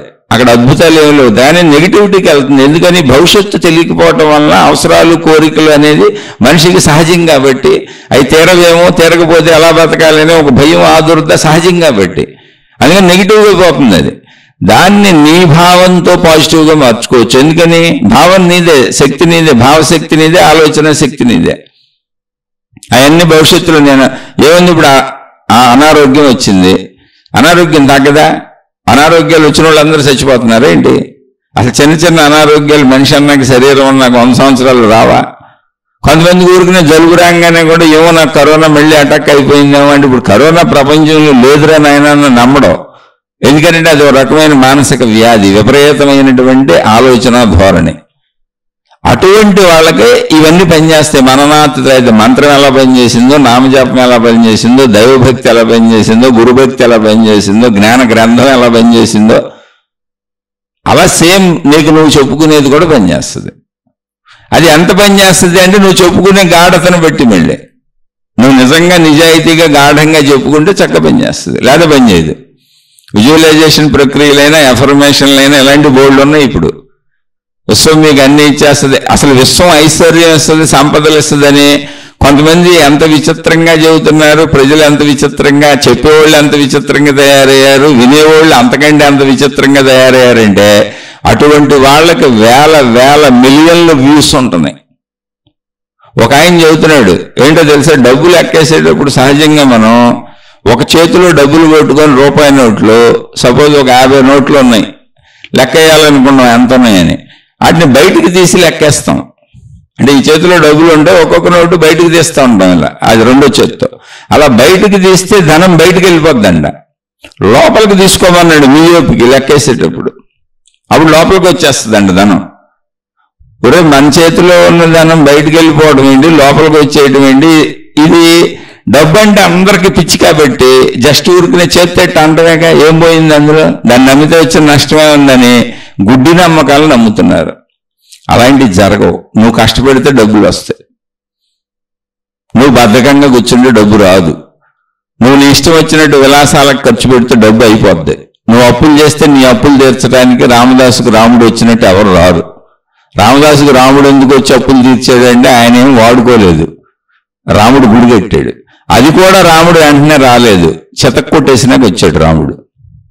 రాముడు చితక్కొట్టినాక ఎందుకు వచ్చాడు? రామదాసుని జైల్లో పెట్టి చితక్కొట్టేశారు. ఎందుకో తెలుసా, ఆయన పాట రాశాడు, సీతమ్మకు జయిస్తే చింతాకు పథకము రామచంద్ర, ఆ పథకమునకు పట్టే 10,000 వరహాలు లెక్క చెప్పేసాడు ఆయన. మొత్తం ఆ డబ్బుకి తానీషా దగ్గర తాను వాడుకున్నటువంటి డబ్బు ఏది ఉందో ఆ డబ్బుకు మొత్తం లెక్క చెప్పాడు ఆయన.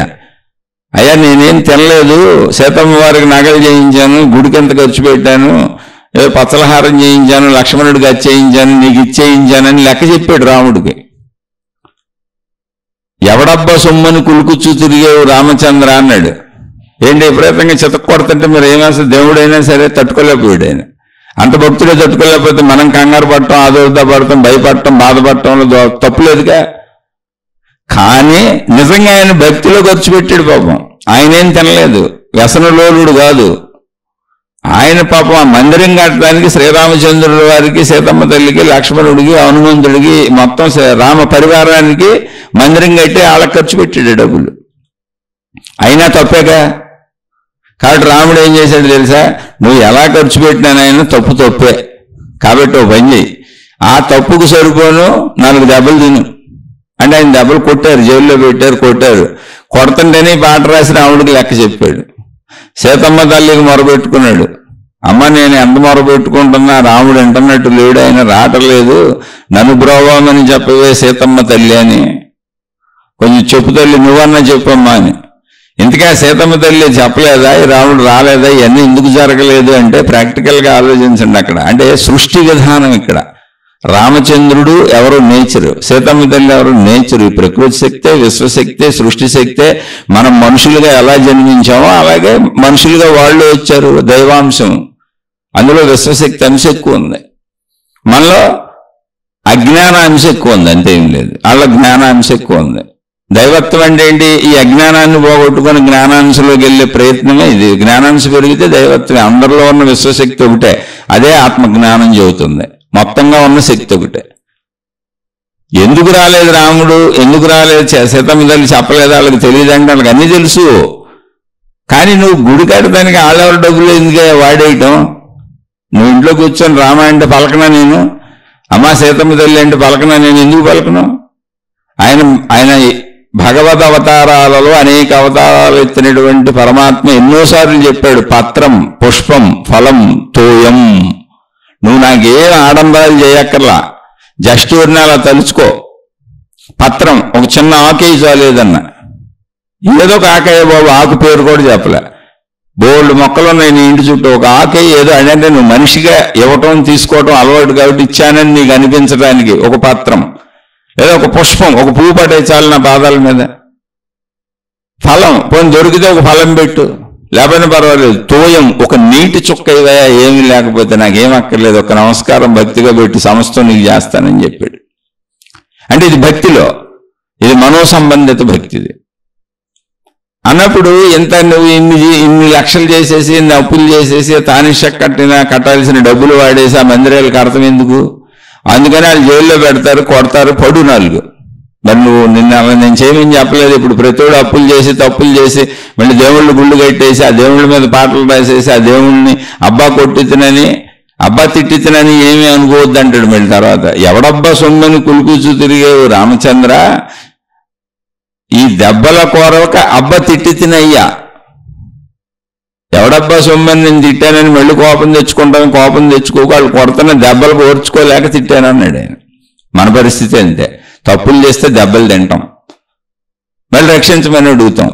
ఈ అఫర్మేషన్స్, ఈ మంత్ర జపాలు, ఈ భగవద్భక్తి, ఈ గురువులు, ఈ మార్గాలు, ఈ మతాలు, ఈ విధానాలన్నీ కూడా అవే మనలో భావజాలాన్ని సద్బుద్ధి వైపు, జ్ఞానం వైపు తీసుకెళ్ళి మనలో నెగిటివ్ భావాలను పోగొట్టి పాజిటివిటీని అంటే మంచిని పెంచేటువంటి భావాలు.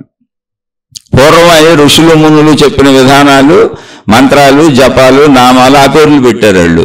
ఇప్పుడు లేటెస్ట్గా వచ్చేవాళ్ళు అందరూ కూడా ఈ పేర్లు పెడుతున్నారు, అఫర్మేషన్స్, విజువలైజేషన్స్. వీళ్ళు మనుషులే, వాళ్ళు తపస్సులు చేసి తరించి ఆనంద ఆత్మశక్తి ఎరుకను పొందిన వాళ్ళు. వీళ్ళు మానవ మనస్తత్వాన్ని తెలుసుకొని ఆ తత్వ విధానంలో వెనక నుంచి వస్తున్నటువంటి ఆ శాస్త్ర సాంప్రదాయాలను గమనించి మనసు ఎలా పనిచేస్తుందో ఆ మనసు పనితీరులో చెబుతున్నటువంటి సైకాలజిస్టులు, సైక్రాటిస్టులు, రకరకాల గురువులు, అనేక పేర్లు ఉన్నాయి. ధ్యాన గురువులు అని, ఆ గురువులు అని, ఈ గురువులు అని బోల్డ్ పేర్లు ఉన్నాయి. మామూలు మనుషులే. ఈ అఫర్మేషన్స్ అనేది అంతే. అఫర్మేషన్స్ అంటే ఏమి లేదు, నాకు నేను చెప్పుకొని నేను ఇలాగే ఉంటాను, నేను మంచివాడిని, నేను మంచిదాన్ని, నేను భయపడను, నేను దుఃఖపడను, నేను కంగారు పడను, నేను ఎక్కువ ఆలోచించను, నేను అతి ఆలోచనలు చేయటం వల్ల ఇలా అనుకుంటున్నాను, నాకంతా మంచి జరుగుతుంది, నేను మంచివాడిని, నేను మంచిదాన్ని, నా పిల్లలు మంచివాళ్ళే, వాళ్ళు బాగానే చదువుకుంటారు, నేను ఆదుర్దాకి లోనవను. ఇలా ఒక మంత్రజపం లాగా నా భయాలు, నా నెగిటివిటీకి సంబంధించినవన్నీ ఏమున్నాయో వాటిని నేను ప్రశాంతంగా కూర్చొని నాకు నేనే చెప్పుకోవటాన్ని అఫర్మేషన్స్ అంటారు. అంటే నాకు ఏదైనా నాకు నేను చెప్పుకోవటమే, మంత్రజపమైనా నాకు నేను చెప్పుకోవటమే, నామజపమైనా నాకు నేను చెప్పుకోవటమే, ధ్యానమైనా నన్ను నేను చూసుకోవటమే, తపస్సు అయినా నన్ను నేను సరి చేసుకోవటమే, నన్ను నేను గమనించుకోవటమే, నన్ను నేను తెలుసుకోవటమే. ఏదైనా నాతో నాకే. అలా ఒక అఫర్మేషన్సే కాదు, విజువలైజేషన్స్ అని బోర్డులు వచ్చినాయి. అయితే చిత్రం ఏంటంటే అది చెబుతున్నా, ఏమవుతాయి ఏమవ్వో అంటే ప్రాక్టికల్గా నీ హృదయ భావాలను నిజాయితీగా నువ్వు గమనించుకొని, ఇది నా సైకలాజికల్ ప్రాబ్లం, నేను అనవసరంగా ఎక్కువ ఊహించుకుంటున్నాను కాబట్టి ఆ ఎక్కువ ఊహని నేను నెగిటివిటీలోకి పోనివ్వకుండా తగ్గించుకొని పాజిటివ్గా చక్కగా నా ప్రయత్నాలు నేను చేసుకుంటూ నేను ఉన్నదాంతో తృప్తిగా ఉంటాను. నా పిల్లలకి ఎన్ని మార్కులు వచ్చినా నాకేం పర్వాలేదు, వాళ్ళని ఒత్తిడి చేయను, ప్రపంచంలో అందరికంటే గొప్పవాళ్ళుగా ఉండాలనేది నా ఆశ కాదు. అలా ఒక సంతృప్తికరమైనటువంటి ఒక మానవుడికి సహజమైన భావాలు ఏముంటాయో మీరు అనుకున్నప్పుడు జరుగుతాయి. అంతేగాని మీరు కూర్చొని నాకు డబ్బు వచ్చేయాలి, నాకు డబ్బు వచ్చేయాలి, నాకు డబ్బు వచ్చేయాలి, విశ్వం నాకు డబ్బు పంపేయాలి, డబ్బు పంపేయాలి, డబ్బు పంపేయాలి అంటే డబ్బు వచ్చేస్తుంది అనుకుంటే చెప్పినోడు మీ దగ్గర ఫీజులు తీసుకొని మిమ్మల్ని మోసం చేసి ఆ డబ్బు సంపాదిస్తున్నాడు. ఎక్కడైనా అది విజువలైజేషన్ అంటారు, ఇది అంటారు, లేదా దీనికి ఎన్ని పేర్లు ఉన్నాయో నాకు తెలియదు. అయితే నేను ఆ ప్రక్రియని తప్పుపడతలా, మళ్ళీ ముందే చెబుతున్నా. నీకు డబ్బు వస్తుంది, ఎప్పుడు వస్తుంది? నువ్వు కష్టపడితే వస్తుంది. నేను కష్టపడుతున్నాను, సందిగ్ధత లేదు, కన్ఫర్మ్డ్, నేను కష్టపడుతున్నాను, చక్కగా పనిచేస్తున్నాను, నిజాయితీగా పనిచేస్తున్నాను, నేను ఎక్కడా మోసం చేయట్లేదు, తప్పు చేయట్లేదు, కనుక ఖచ్చితంగా నాకు నా వ్యాపారం లాభాలకు వెళ్తుంది. ఎందుకంటే నేను అన్ని జాగ్రత్తగా చూసుకున్నప్పుడు లాభాలకు ఎందుకు వెళ్దాం? ఒకవేళ వెళ్ళటం లేదు, వెంటనే నేను నష్టాల్లోకి వెళ్ళకుండా జాగ్రత్త పడిపోతాను పూర్తి శ్రద్ధ పెట్టిన వాడిని. కాబట్టి నేను డబ్బు పోగొట్టుకోను, నాకు డబ్బు వస్తుంది. అలా నేను చక్కగా ధర్మంగా ఏది చేసినా నాకు వస్తుంది. అలా నేను మంచిగా జీవిస్తే నా ఆరోగ్యం బాగుంటుంది. ఇవన్నీ నేను నాకు చెప్పుకోవచ్చు. ఎప్పుడు అవి సహజంగా మనుషులకి జరిగేవే. నాతో నేను చెప్పుకొని నా మనసుని నెగిటివిటీలోకి వెళ్లకుండా ఉంచుకుంటాను. దీన్ని పాజిటివ్ థింకింగ్ అనొచ్చు, అఫర్మేషన్స్ అనొచ్చు, లేదా మంత్రజపాలు అనొచ్చు. అంటే ఈ మంత్రాలకి అఫర్మేషన్కి ఉన్న తేడా ఏంటి, లేదా ఏదన్నా ఈ మంత్రాలు చాంట్ చేయడం వలన వచ్చే ఉపయోగాలు ఏంటి, ఇలా రకరకాలుగా అడిగారు మన సోదరి. అన్నిటికీ ఉపయోగం ఒకటి, అది నీ మానసిక పరివర్తన, నీ భావ పరివర్తన, మనసు యొక్క పనితీరును గమనించి తయారు చేశారు.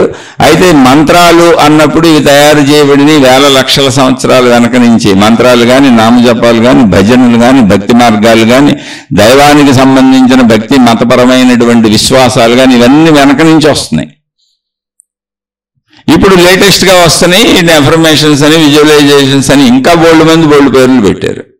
అసలు కొంతమంది అయితే రకరకాల ఆకృతుల్లో కట్టడాలు కట్టి ఇటు కింద కూర్చోండి మీకు రకరకాల జబ్బులు తగ్గిపోతాయి, బాధలు తగ్గిపోతాయి, ఇటు కింద కూర్చుంటే మీకు మహిమలు వచ్చేస్తే, మాయలు వచ్చేస్తే, మీరేం లేదు కూర్చొని అలా ధ్యానాలు చేసుకుంటూ ఊహించుకుంటూ ఉండండి, సూక్ష్మ శరీర యానాలు చేసేయచ్చు. అసలు ఎన్ని అద్భుతాలు చెబుతున్నారనండి. వీళ్ళు అద్భుతాలు చెప్పటం కాదు, చెప్పేవాళ్ళదే ఒక గొప్ప అద్భుతం అయితే అది విని ఆ కట్టడాల కింద కూర్చొని మేము సూక్ష్మ శరీర యానాలు చేసి వచ్చేసాం, సూర్యలోకం వెళ్ళి వచ్చేసామని చెప్పింది ఒక ఆమె. అంటే నేను ఆ ఒకటే అన్నాలేండి, నాకు ఏంటంటే అద్భుతాలు అంటే బుర్రపాడైపోతూ ఉంటుంది. ఎందుకంటే సహజత్వంలో బతకడం అలవాటు నాకే కాదు, ప్రపంచం అంతా సహజత్వంలోనే ఉంది, మనిషి సహజత్వంలోనే ఉన్నాడు. కానీ కొంతమంది మన బుర్రని అలా పాడు చేస్తారు. సృజనాత్మకత. ఇప్పుడు సినిమాలు తెస్తారు చూడండి, సినిమాలన్నీ సృజనాత్మకత. కథరాశాయనో సృజనాత్మకత. ఆ కథలో దాన్ని విజువలైజ్ అంటే స్క్రీన్ మీద దాన్ని ఎలా ప్లే చేయాలి అనేది డైరెక్టర్ గారి పాత్రలన్నింటినీ ఎన్నుకొని ఆయన ముందు ఈ పాత్రకి ఎవరు పనికొస్తారు, ఈ పాత్రకి ఎవరు పనికొస్తారని ఊహించి ఆ పాత్రధారుల చేత ఆ కథలో డైలాగులు చెప్పించి ఆ కథనంతా స్క్రీన్ మీద నడిపించి మనకు చూపించడం అంతా కూడా ఒక ఊహాత్మకత, ఒక సృజనాత్మకత. అది సినిమా కాబట్టి గాలిలో ఎగిరిపోవచ్చు, నిప్పుల్లో నడిచేయచ్చు, నీళ్లలో సముద్రాల్లో మునిగి అడుగు నుంచి ఈతలు కొట్టేయచ్చు, పైకి రాకుండా ఏమైనా చేయొచ్చు. ఒకడు కొడితే 100 మంది ఎగిరిపోతారు, 1,00,000 మంది ఎగిరిపోతారు. ఒక గన్ను పుచ్చుకుంటే మొత్తం వేల మందిని కాల్చేయచ్చు. హీరోకి 100 బుల్లెట్లు తగిలినా హీరోకి ఏమి అవ్వదు, హీరో చావడు, బతుకుతాడు. కానీ ఒక్క బుల్లెట్గా హీరో కాలుస్తుంటే విలన్స్ చచ్చిపోతుంటారు, ఒక్క గుద్దుకే చచ్చిపోతుంటారు. సినిమా అది విజువలైజేషన్. అక్కడ ప్రాక్టికాలిటీతో పని లేదు, ఎందుకంటే సృజనాత్మకత. ఎంటర్టైన్మెంట్ కోసం వెళ్ళాం. కానీ జీవితం ఎంటర్టైన్మెంట్ కాదే. ఇటువంటి వాళ్ళ వల్ల పడకండి. జీవితం ఎంటర్టైన్మెంట్ కాదు, జీవితం ప్రాక్టికాలిటీ. ఇక్కడ జీవితంలో మనం కొడితే 100 మంది ఎగర్రు. మనం అసలు ఒక దెబ్బ కొడితే ఆ ఎదురుగా ఉంచున్నాడు ఒక అడుగు వెనక్కి కూడా వెళ్ళడం, కొట్టినోడికి కూడా చేయనొప్పి పడుతుంది. ఇది ఒక ప్రాక్టికాలిటీ. అందుకని జీవితం ప్రాక్టికాలిటీ. ఆ ప్రాక్టికాలిటీని అర్థం చేసుకొని ప్రాక్టికల్ అఫర్మేషన్స్ ఉండాలి. అంతే తప్ప లాటరీ టికెట్లు కొనుక్కోవడం, శత్రు సంహారం, వశీకరణం పబ్లిక్గా ఇచ్చేస్తున్నారు. వశీకరణాలు చేసుకోవచ్చు అని సోషల్ మీడియాలో పబ్లిక్గా ఇచ్చేస్తున్నారు. ఒక నియంత్రణ కూడా లేదు. అటువంటి దుర్మార్గులందరినీ అందరూ నమ్ముతున్నారు. ఇంకేం చేయాలి అంటే ఎవరు నమ్ముతారంటే మళ్ళీ ముందే చెప్పా, ఇదిగో ఈ పిచ్చన్నోళ్ళు. అందుకని ఇప్పుడు మీరు ఏదైనా అసలు సరైన పద్ధతిలో ఏదైనా అది అఫర్మేషన్స్ అయినా, విజువలైజేషన్ అయినా, దానికి పేర్లు ఎన్నైనా ఉండొచ్చు. లేదా ఇక్కడ కూర్చొని ధ్యానాలు చేసుకోండి అన్నా, తపస్సులు చేసుకోండి అన్నా, అటు కొత్త పేర్లు పెట్టినా, సాధనా పద్ధతులకు ఎన్ని రకాల పేర్లు పెట్టినా, మానవ మనస్తత్వంలో మనిషికి ఉన్నటువంటి ఊహాత్మకతని, సృజనాత్మకతని ఒక రకమైన కంట్రోల్లోకి తీసుకొచ్చి మనిషిని పాజిటివ్ థింకింగ్ అంటారు. ఇప్పుడు కొత్త పేరు పెట్టి పాజిటివ్ థింకింగ్ అంటే నెగిటివ్ థింకింగ్ నీకు అలవాటు కాబట్టి దానికి opposite thinking. Positive thinking affirmation ఒకటేగా. ఇవే ఇంతకుముందు మంత్రాలు, మంచి విషయాలు. ఏంటి మంత్రాలు? ఓం సహనా అవుతుంటే కలిసిమెలిసి ఉంటాం కాక, కలిసిమెలిసి భుజిస్తాం కాక, కలిసిమెలిసి జీవించడం కాక, కలిసి అందరం శక్తిని పెంపొందించుకుందాం కాక. అంటే ఏంటి? విరోధాలు లేకుండా ఉంటామని. అలాగే ఓం భద్రం కర్ణేభిః అని వస్తుంది శాంతి మంత్రం. ఏంటది? మా చెవులు మంచినే వినుగాక, మా కళ్ళు మంచినే చూచుగాక, మా నోరు మంచి మాటలు మాట్లాడుగాక, మేము మంచివారితోనే సహవాసం చేసి జీవించదము గాక అని. భద్రం అంటే జాగ్రత్త, మంచిగా వింటాం మేమని. ఇవి అనుకున్నాయే అన్ని మంత్రాలు అన్నారు అంతే. ఎఫర్మేషన్స్ అవన్నీ. మీరు మంత్రాలలో ఉన్నాయన్నీ ఎత్తుక్కోండి, అఫర్మేషన్సే ఉంటాయి. భక్తి మార్గంలో అన్నీ ఉన్నాయి ఎత్తుక్కోండి, అఫర్మేషన్స్, విజువలైజేషన్సే ఉంటాయి. ఎక్కడైనా అంతే. ఇవన్నీ వేరువేరు కాదు, మనసు పనితీరును గుర్తించి మహాత్ములు తయారు చేసుకొచ్చారు. వెనకాటి పేరు అది, ఇప్పుడు కొత్తాటి పేరు ఇది, అంతేం లేదు. పాతాటి పేరు నామజపాలు, మంత్రజపాలు, అవన్నీ పాత వాటి పేర్లు, భజనలు, భక్తిలో. అక్కడి నుంచి ధ్యానాలు, తపస్సులు, అక్కడి నుంచి ఫైనల్ ఆత్మజ్ఞానం. నేను అనంత ఆత్మశక్తిని, తత్వమసి, అహం బ్రహ్మస్మి, అయమాత్మ బ్రహ్మ, సత్యం జ్ఞానం అనంతం బ్రహ్మ, అంతే. అక్కడ క్లోజ్. ఇక్కడ మొదలవుద్ది నామజపం కాడ మొదలవుద్ది. ఇవన్నీ అఫర్మేషన్సే, ఇవన్నీ విజువలైజేషన్సే, ఇవన్నీ పాజిటివ్ థింకింగ్లే. వీటితో పాటు ఇప్పుడంటే మన సోదరి అడిగినటువంటి విషయాల్లో వీటితో పాటు లా ఆఫ్ అట్రాక్షన్ అన్నారు. లా ఆఫ్ అట్రాక్షన్ అంటే ఇప్పుడు కొత్తగా ఎవరో ఏదో కనుక్కొని చెబుతుంది కాదు, పాత విషయాన్ని కొత్త సీసాలో అంటే కొత్తగా చెబుతున్నారు అంతే. అన్ని పాత విషయాలు, ఎన్ని పూర్వ మహాత్ములు కనుక్కొని అసలు అట్రాక్షన్ అనేది సృష్టి అంత ఉంది. లా ఆఫ్ అట్రాక్షన్ కాదు, అట్రాక్షనే సృష్టి అంతా ఉన్న లా ఆఫ్ అట్రాక్షనే ఉంది. మళ్ళీ సృష్టి మొత్తం ఉన్నది అట్రాక్షనే. మన కంటికి చూడాలనేది దృశ్యాల అట్రాక్షన్, చెవులకి శబ్దాల అట్రాక్షన్, ముక్కుకి వాసన అట్రాక్షన్, నాలుగుకి రుచుల అట్రాక్షన్, చర్మానికి స్పర్శల అట్రాక్షన్, స్త్రీకి పురుషుడి అట్రాక్షన్, పురుషునికి స్త్రీ అట్రాక్షన్, తల్లిదండ్రులకి పిల్లల అట్రాక్షన్, పిల్లలకి తల్లిదండ్రుల అట్రాక్షన్, సంబంధ బాంధవ్యములు, రిలేషన్స్ అన్ని అట్రాక్షన్. అలాగే భూమికి భూమి ఆకర్షణ శక్తి అన్నారు, అట్రాక్షన్ అది. అందుకే అన్ని కిందకే పడతాయి అన్నారు. ఒక స్టేజ్ దాటినాక భూమి మీద ఆకాశంలోకి వెళ్ళిపోతే మనం విసిరేసిన వస్తువు ఏది కిందకి భూమి మీద పడదు, అక్కడ గాలిలో ఉండిపోద్ది. ఎందుకంటే భూమి ఆకర్షణ శక్తి అక్కడ వరకే పనిచేస్తుంది, అక్కడి నుంచి పనిచేయదు. ఎందుకంటే అక్కడంతా ఇంకా ఆకాశం అది, శూన్యం అది. అలా వరల్డ్ మొత్తం అట్రాక్షన్, అసలు సృష్టి అంతా అట్రాక్షన్, శక్తి యొక్క ఆవిష్కరణ సృష్టి. ఇప్పుడు అట్రాక్షన్ ఏంటి? మనం తినే ఆహార పదార్థాలు ఏంటి? మన శరీరానికి పలానా ఆహార పదార్థాలు సరిపడతాయి అనేది మన శరీరానికి అట్రాక్షన్. అవి మనకు సరిపడతాయి. మనకి సరిపడనట్టు అట్రాక్షన్ లేదు, అవి మనం తినకూడదు. సృష్టి అంతా అట్రాక్షనే ఉంది, అందుకే మనం పరుగులు పెడతా ఉంటాం. లా ఆఫ్ అట్రాక్షన్ కాదు అది. Attraction is the law of universe. Attraction అనేది యూనివర్స్ యొక్క సిద్ధాంతం. ఎందుకని అది అట్రాక్ట్ అవుతుంది, అట్రాక్షన్ ఉంది అంటే మొత్తం సృష్టికి ఆధారమైనటువంటి శక్తి ఒకటే. అది తనను తాను కలిపేసుకుంటుంది, తనలో తాను కలిసిపోతుంది, తనలో తాను కూడుకుంటుంది. అది సృష్టిగా విభిన్నంగా కనపడుతుంది కానీ శక్తిగా అది ఒకటే. అందుకని లా ఆఫ్ అట్రాక్షన్ అంటే నువ్వేదో అనేసుకుంటుంటే అయిపోద్దని కాదు, ఇక్కడ ఉన్నదే అట్రాక్షన్. అసలు సృష్టి మొత్తం ఉన్నదే అట్రాక్షన్. అంతే తప్ప మీరు మళ్ళీ చెబుతున్నా నాకు డబ్బు వచ్చేస్తుంది అని రోజు తలకాయితల మీద రాసుకుంటే, లేకపోతే ధ్యానాల్లో ఊహించేసుకుంటే, విజువలైజేషన్ చేసేసుకుంటే, లేదా నేను భావించుకుంటే డబ్బు వస్తే పనులు ఎందుకు చేస్తారండి మనుషులు? ఆలోచించుకోండి అసలు. లేదండి మాకు వచ్చిందండి అంటే వస్తుంది, ఉద్యోగాలు చేస్తుంటే రాదా, వ్యాపారాల్లో రాదు. లేదండి వ్యాపారం మొన్నటిదాకా నష్టం వచ్చింది, ఇప్పుడు నేను వీళ్ళు చెప్పినాక, ఇది మొదలు పెట్టినాక, ఈ గురువు గారు చెప్పినాక, వీళ్ళని అనుసరించినాక, వీళ్ళు చెప్పిన visualisation, affirmation, law of attraction పాటించినాకే నాకు డబ్బు పెరిగిందండి అన్నారనుకో. అండ్ యాదృచ్ఛిక సంఘటనల్లో మీరు వ్యాపారం చేస్తున్నప్పుడు, వృత్తి వ్యాపార ఉద్యోగాల్లో ఉన్నప్పుడు పెరుగుట తరుగుట అనేది జీవితంలో జరుగుతూనే ఉంటాయి. ఇవాళ కూడా అనేక మంది గురువులు ఆధ్యాత్మిక మార్గంలో మహాత్ములుగా చలామణి అవుతున్నారు. మహిమలు మాయలు అద్భుతాలు ఉన్నవని ప్రజల్ని నమ్మిస్తున్నారు. ప్రజలు నమ్ముతున్నారంటే కారణం ఏంటో తెలుసా? ఎవరు ఏది తలపెట్టినా అందులో 50% అవుతాయి, 50% అవ్వవు. రెండు ఈ ఛాన్సులే ఉన్నాయి, ఇంతే ఛాన్స్, 50-50. ఇప్పుడు పేషెంట్లు కొంతమంది హాస్పిటల్లో జాయిన్ అయ్యారు, అందులో 99 మంది ఇంటికి వచ్చేస్తారు, ఒకటే చచ్చిపోతాడు. అది కూడా తీవ్రమైన వ్యాధి అయితే. ఎందుకని? మందులు ఉన్నాయి, డాక్టర్లు ఉన్నారు, అక్కడ అన్ని ఎక్విప్మెంట్లు ఉన్నాయి, బాగు చేస్తామని వాళ్ళు కూర్చున్నారు హాస్పిటల్ ఓపెన్ చేసుకొని.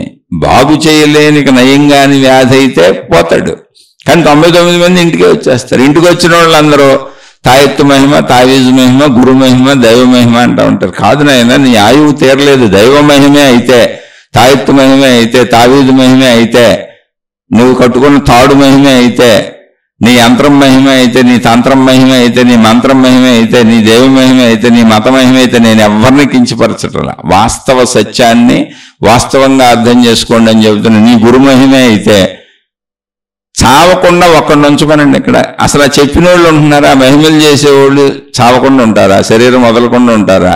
వాళ్ళ శరీరంలో వాళ్ళు అన్నం తినకుండా ఉంటారా? నీళ్లు తాగకుండా ఉంటారా? యవనంలో అలా ఉండిపోతారా? ఉండిపోమనండి, ఒకరిని చూద్దాం పోనీ. మీరు ఎన్ని అఫర్మేషన్స్ అయినా, ఎన్ని మంత్ర జపాలైనా, ఎన్ని తంత్రాలైనా, యంత్రాలైనా, మంత్రాలైనా, ఎన్ని రకాలు ఏం చేసినా వాస్తవానికి దగ్గరగా ఉన్నవి, ఒక మనిషికి అనుకూలతలో ఉన్నవి, భావస్వరూపం మారినప్పుడు, అంటే సద్భావాల్లోకి వచ్చినప్పుడు సత్ప్రయత్నాలు జరుగుతాయి.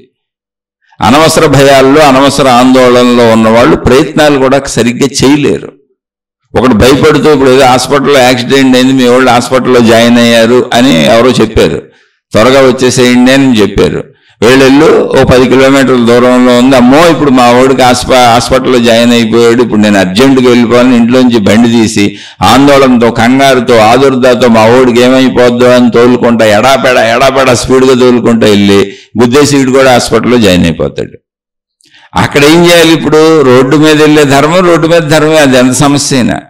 హాస్పిటల్లో మీ వాడు ఉన్నమాట నిజమే, కానీ నువ్వు ఇప్పుడు ఇంటి దగ్గర నుంచి హాస్పిటల్ దాకా వెళ్ళాలి అంటే నేను రోడ్డు మీద వెళ్తున్నానన్న స్పృహ ఉండాలి. మా వాడికి ఏదో అయింది రైట్, అక్కడికి వెళ్ళినాక కానీ నేనేమి చేయలేను. ఇప్పుడు హాస్పిటల్లో ఉన్నాడు కదా, చేర్చారు కదా, డాక్టర్లు చూస్తున్నారు కదా, ముందు నేను నాకే ప్రమాదం తెచ్చుకోకుండా మళ్ళీ నేను హాస్పిటల్లో చేరకుండా రోడ్డు మీద ట్రాఫిక్ని చూసుకుంటూ వెళ్ళాలని నువ్వు అనుకొని వెళ్ళాలి. అది అఫర్మేషన్, అది మంత్రం పనిచేసే విధానం. నిన్ను శాంతపరుస్తుంది, నీ ఉద్వేగాన్ని తగ్గిస్తుంది, నీ భయాన్ని తగ్గిస్తుంది. అక్కడికి వెళ్ళే వరకు నీ మనసు పడే ఆతృతని, కంగారుని తగ్గిస్తుంది.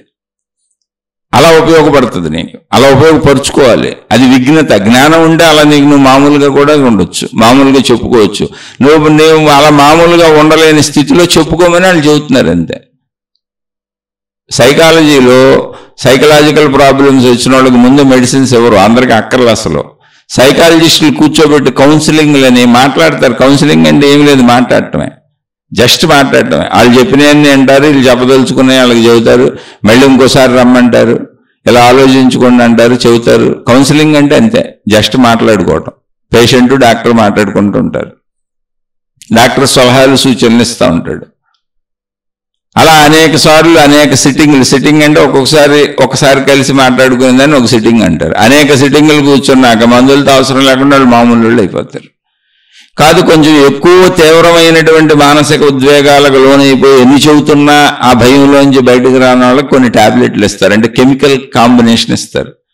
ఆ కెమికల్ కాంబినేషన్ లోపలికి వెళ్ళి వాళ్ళు ధైర్యంగా ఆలోచించాలా, ప్రశాంతంగా ఆలోచించాలా, లేదా ప్రశాంతంగా నిద్రపోయాలా, బాడీని ఒక రిలాక్స్ చేస్తుంది. ఎందుకంటే నెగిటివ్ థింకింగ్లో, నెగిటివ్ ఆలోచనలో, నెగిటివ్ ధోరణికి వెళ్ళిపోయి విపరీతమైనటువంటి నెగిటివిటీలో కూరుకుపోయి బయటికి రాలేనంత ఊపిలో చిక్కుకుపోయిన వాళ్ళలాగా, భయాల్లో చిక్కుకుపోయి మానసిక వేదనలో అల్లాడిపోతున్న వాళ్ళకి ఈ కెమికల్ టాబ్లెట్లు ఇవ్వాల్సి వస్తుంది.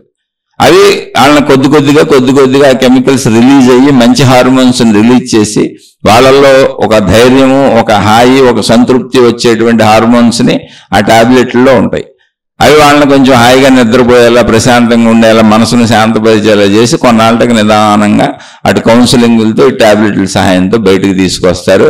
అలాంటి కౌన్సిలింగ్లే ఎఫర్మేషన్స్, అలాంటి కౌన్సిలింగ్లే విజువలైజేషన్స్, అలాంటి కౌన్సిలింగ్లే ధ్యానాలు, జ్ఞానబోధలు, అలాంటి కౌన్సిలింగ్లే మంత్ర తంత్ర యంత్ర జపాలు, పద్ధతులు, నామ సంకీర్తనలు, అలాంటి కౌన్సిలింగ్లే దైవభక్తి, అలాంటి కౌన్సిలింగ్ల కోసమే ఆధ్యాత్మిక కౌన్సిలింగ్లే గురువులు, మతాలు, మార్గాలు, విధానాలు, ఆధ్యాత్మిక చదువు, ఆత్మజ్ఞాన చదువు.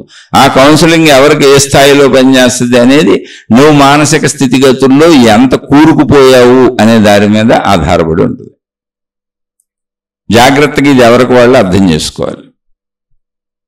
అంటే ఇక్కడ విషయం అర్థం చేసుకోండి, మొదటి నుంచి వస్తున్నటువంటి సాంప్రదాయ పద్ధతులు ఒకటే. మనిషి మనసు పనితీరు, సృజనాత్మకత, ఊహాశక్తి అది ఎక్కువ నెగిటివ్ థింకింగ్లోకి సహజంగా వెళ్ళిపోద్ది. ఎందుకని భవిష్యత్తు తెలియదు, ఎందుకని అవుతుందో అవదో తెలియదు, ఎందుకని ప్రయత్నించడమే నా చేతిలో ఉంది, ఫలితం నా చేతిలో లేదు, అది ఏదైనా మరణం ఎప్పుడు వస్తుందో తెలియదు, ఇలా ఏదైనా తెలియదు అన్నప్పుడు మనిషికి కన్ఫ్యూజన్ ఉంటుంది, భయం ఉంటుంది, ఆదుర్త ఉంటుంది. అది సహజత్వం. కానీ అది సహజత్వం కదా, నాకు చెడే జరుగుతుంది అని అనుకోవటం సైకలాజికల్ ప్రాబ్లం, మూర్ఖత్వం. చెడు ఎందుకు, మంచి కూడా జరుగుద్దిగా. మంచి జరగకపోతే ఎంతమంది ఎలా బతుకుతారు ఇక్కడ? మనం ఎలా అసలు ఎంతకాలం బతుకుతాం? ఎక్కువ మంచి జరుగుద్ది, తక్కువ చెడు జరుగుద్ది. అందుకే ప్రపంచం సాగుతుంది. అయితే ఎంత మంచి జరిగినా, ఎంత ఎక్కువ మంచి జరిగినా, ఎంత తక్కువ చెడు జరిగినా మనం చనిపోవటం ఖాయం. ఇది అంగీకరించాల్సిన సత్యం.